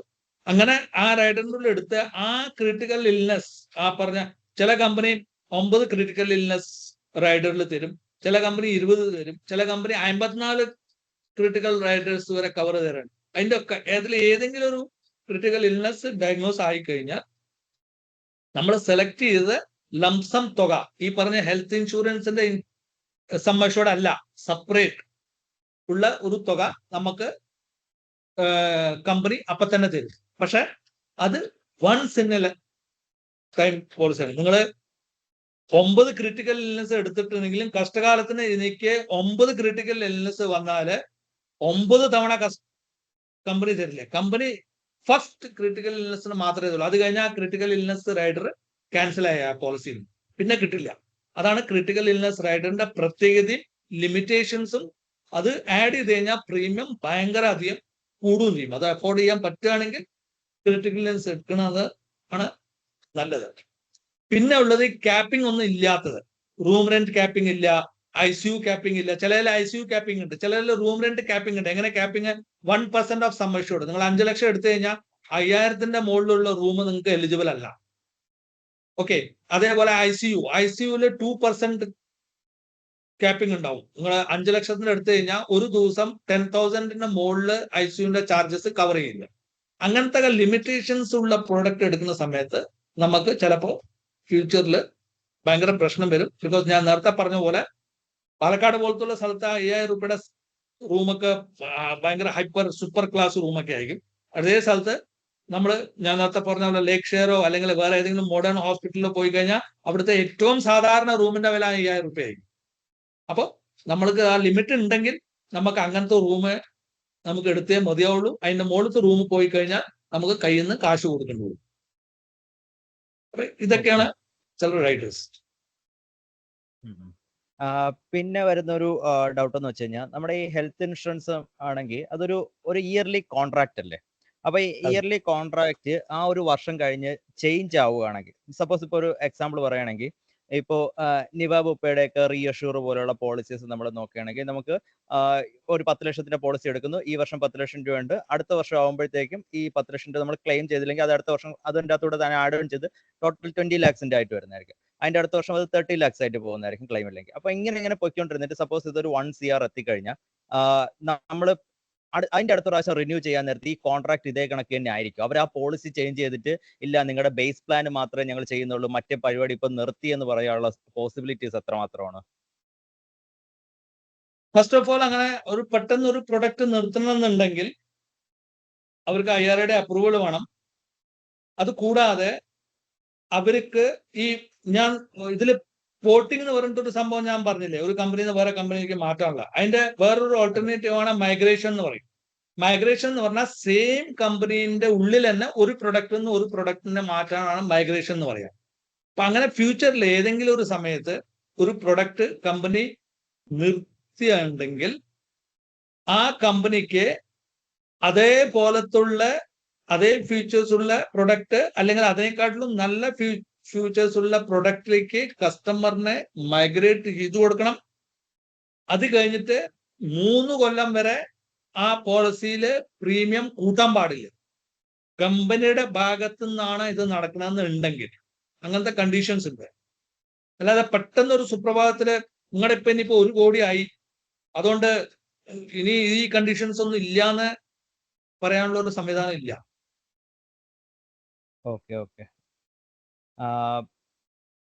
ഓക്കെ അത് തന്നെയാണ് എനിക്ക് മെയിൻ ആയിട്ട് അറിയേണ്ടിരുന്നത്.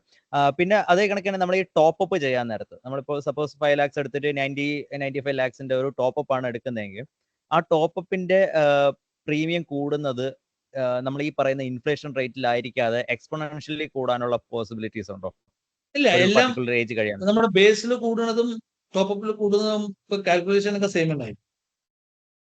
നോക്കൂ, ഈ ഹെൽത്ത് ഇൻഷുറൻസിന്റെ പ്രീമിയം കൂടാനുള്ള 3 ആണ് മേജർ റീസൺ. ഒന്ന് നാച്ചുറലി ഏജിനനുസരിച്ചിട്ട് കൂടും. ചില പോളിസിയിൽ ഇപ്പൊ ഫോർ എക്സാമ്പിൾ നിവാബ് ഉപ്പയിൽ ഇതുവരെ ചില പോളിസിയിൽ എല്ലാ കൊല്ലവും പോളിസിയുടെ പ്രീമിയം കൂടും. ചില പോളിസിയിലെ ബ്രാക്കറ്റ് പ്രീമിയം എന്ന് പറയും. 30 തൊട്ടിട്ട് 35 വയസ്സ് വരെ ഒരേ പ്രീമിയം ആയിരിക്കും. 36 തൊട്ടിട്ട് 40 വയസ്സ് വരെ ഒരേ പ്രീമിയം ആയിരിക്കും. അപ്പൊ നമ്മൾ എൻട്രി ചെയ്യുന്ന സമയത്ത് നമ്മുടെ 35 ആണെങ്കിൽ നമുക്ക് 4 കൊല്ലം പ്രീമിയത്തിൽ ഒരു ഇൻക്രീസ് ഉണ്ടാവില്ല. ഓക്കെ, അതിനാണ് ബ്രാക്കറ്റ് പ്രീമിയം എന്ന് പറഞ്ഞത്. അപ്പൊ അത് നിവാബ് ഉപ്പ, കെയർ അങ്ങനത്തെ കുറെ കമ്പനികൾ ബ്രാക്കറ്റ് പ്രീമിയം കൊടുക്കണ്ടായിരുന്നു. HDFC അല്ലെങ്കിൽ അങ്ങനത്തെ കുറെ കമ്പനികൾ എല്ലാ കൊല്ലവും പ്രീമിയം കൂട്ടും. ഇപ്പൊ റീസെന്റ് അതും ലാസ്റ്റ് മന്ത് IRDA റൂൾ കൊണ്ടുവന്നു, നിങ്ങൾക്ക് ബ്രാക്കറ്റ് പ്രീമിയം കംപ്ലീറ്റ്ലി മാറ്റാൻ നിങ്ങൾക്ക് പ്രീമിയം കൂട്ടണമെന്നുണ്ടെങ്കിൽ എല്ലാ കൊല്ലവും കൂട്ടണം. അതിന്റെ കാരണം ഈ ബ്രാക്കറ്റ് പ്രീമിയത്തിലാവുമ്പോൾ ആൾക്കാര് ഇപ്പൊ ഞാൻ 30 വയസ്സിൽ എടുത്തിട്ടുണ്ടെങ്കിൽ 35 വയസ്സ് വരെ എനിക്ക് പ്രീമിയം കൂടില്ല എന്ന് എനിക്ക് അറിയുന്നുണ്ട്. അപ്പൊ ഞാൻ ഭയങ്കര സമാധാനം, ഓക്കെ 4 കൊല്ലം എന്റെ പ്രീമിയം കൂടില്ല എന്നോ. ഈ 35ാമത്തെ വയസ്സ് റിന്യൂ ചെയ്യുന്ന സമയത്ത് ഒന്നായിട്ട് 50% പ്രീമിയം കൂടും. അപ്പോ IRDA മനസ്സിലാക്കിയത് ഡാറ്റയെന്ന് അങ്ങനെ ഒന്നായിട്ട് ഒരടിക്ക് 40% 50% കൂടുന്ന സമയത്ത് മിക്കവാറും ആൾക്കാരുടെ ബജറ്റ് ഔട്ട് ഓഫ് കവറേജിലേക്ക് പോകും. അപ്പൊ കുറെ ആൾക്കാർ പോളിസി റിന്യൂ ചെയ്യില്ല, അങ്ങനെ കുറെ ലാപ്സേഷൻ നടക്കുന്നുണ്ട്. അങ്ങനെ IRDAക്ക് ഡാറ്റ എന്ന് മനസ്സിലായി. അപ്പൊ അതുകൊണ്ട് അവർ ഇൻസ്ട്രക്ഷൻ പറഞ്ഞു, നിങ്ങൾ ഒന്നായിട്ട് ഈ പറഞ്ഞ പോലെ 4 കൊല്ലത്തെ പ്രീമിയം 4ാമത്തെ കൊല്ലത്തിൽ 50% കൂട്ടുന്നതിന് പകരം എല്ലാ കൊല്ലവും 5, 10, 7% കൂട്ടുക. അപ്പോൾ സാധാരണ നമുക്ക് അത് കൊടുക്കാൻ അത്ര ഒരു എഫക്ട് ഉണ്ടാവില്ല, ഈ പറഞ്ഞ പോലെ EMI പോലെ. അപ്പൊ അങ്ങനത്തെ ഒരു സംഭവം അതാണ് ഒരു രീതി. ഏജ് കാരണം കൊണ്ട് പ്രീമിയം കൂടും. 2, ഒരു ഇൻഷുറൻസ് കമ്പനിയുടെ ക്ലെയിമിന്റെ അനുസരിച്ചിട്ട് അവർക്ക് ഭയങ്കര അധികം ക്ലെയിം വരുന്നുണ്ട് എന്നുണ്ടെങ്കിൽ അവർ ഇൻഷുറൻസിന്റെ പ്രീമിയം കൂട്ടും. ബിക്കോസ് അവർക്ക് സർവൈവ് ചെയ്യണം. 100 വാങ്ങിച്ചിട്ട് അവർക്ക് 90 95 ക്ലെയിമിൽ പോകണ്ടെന്ന് പറഞ്ഞാൽ അവർക്ക് അറിയാൻ പ്രീമിയം മാറ്റിയിട്ടില്ലെങ്കിൽ അടുത്ത കൊല്ലം 100 വാങ്ങിച്ചിട്ട് എനിക്ക് 105 ക്ലെയിം കൊടുക്കേണ്ടി വരുന്നു. അപ്പോ ഒരു കമ്പനിക്ക് ഭയങ്കര അധികം ഏതാ ഒരു മാസേ ഫ്രോഡ് ചെയ്യാൻ ഓട്ടോയും പണിയെടുത്ത പോലെ കേട്ടില്ല.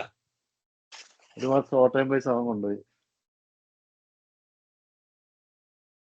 വോയിസ് ക്ലിയർ അല്ല കേട്ടോ സർ, ഭയങ്കര സൗണ്ട് കുറവാ.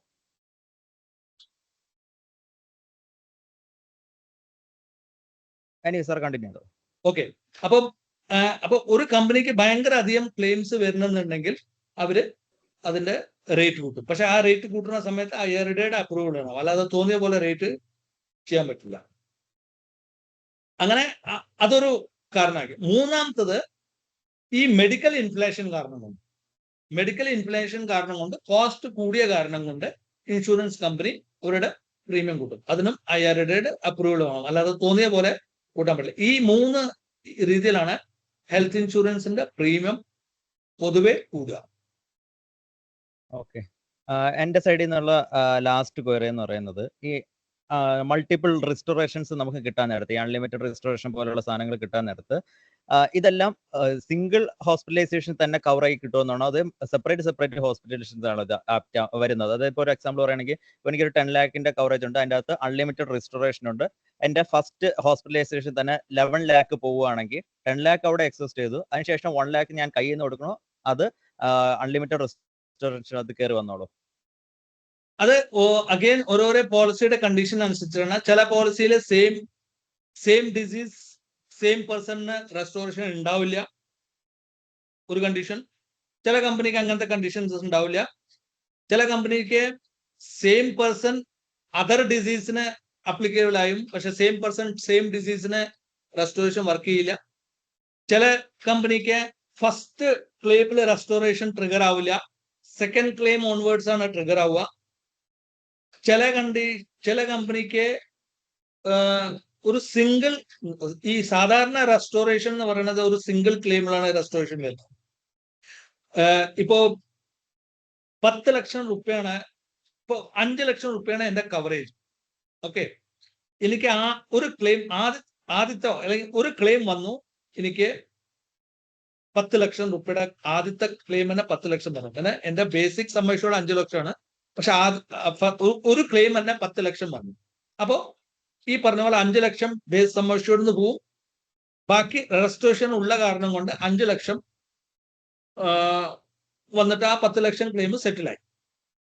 ഇനി അതിന്റെ പകരം എനിക്ക് ഒരു ക്ലെയിം തന്നെ 12 ലക്ഷം വന്നു. എൻ്റെ അടുത്ത് 5 lakhs ആണ് സം അഷ്യൂർഡ് ഉണ്ടെങ്കിൽ, പക്ഷെ ഒരു ക്ലെയിം തന്നെ 12 ലക്ഷം വന്നാൽ 5 lakhs ബേസ് സം അഷ്യൂർഡ് കിട്ടും, വേറൊരു 5 lakhs. ഈ റെസ്റ്റോറേഷൻ എപ്പോഴും ഈക്വൽ ടു സം അഷ്യൂർഡ് ആണ്. വേറൊരു സം അഷ്യൂർഡ് ഈ 5 lakhs റെസ്റ്റോറേഷൻ കിട്ടി. അങ്ങനെ 10 ലക്ഷം കവറായി, ബാക്കി 2 ലക്ഷം നിങ്ങൾ കയ്യിൽ നിന്ന് കൊടുക്കും.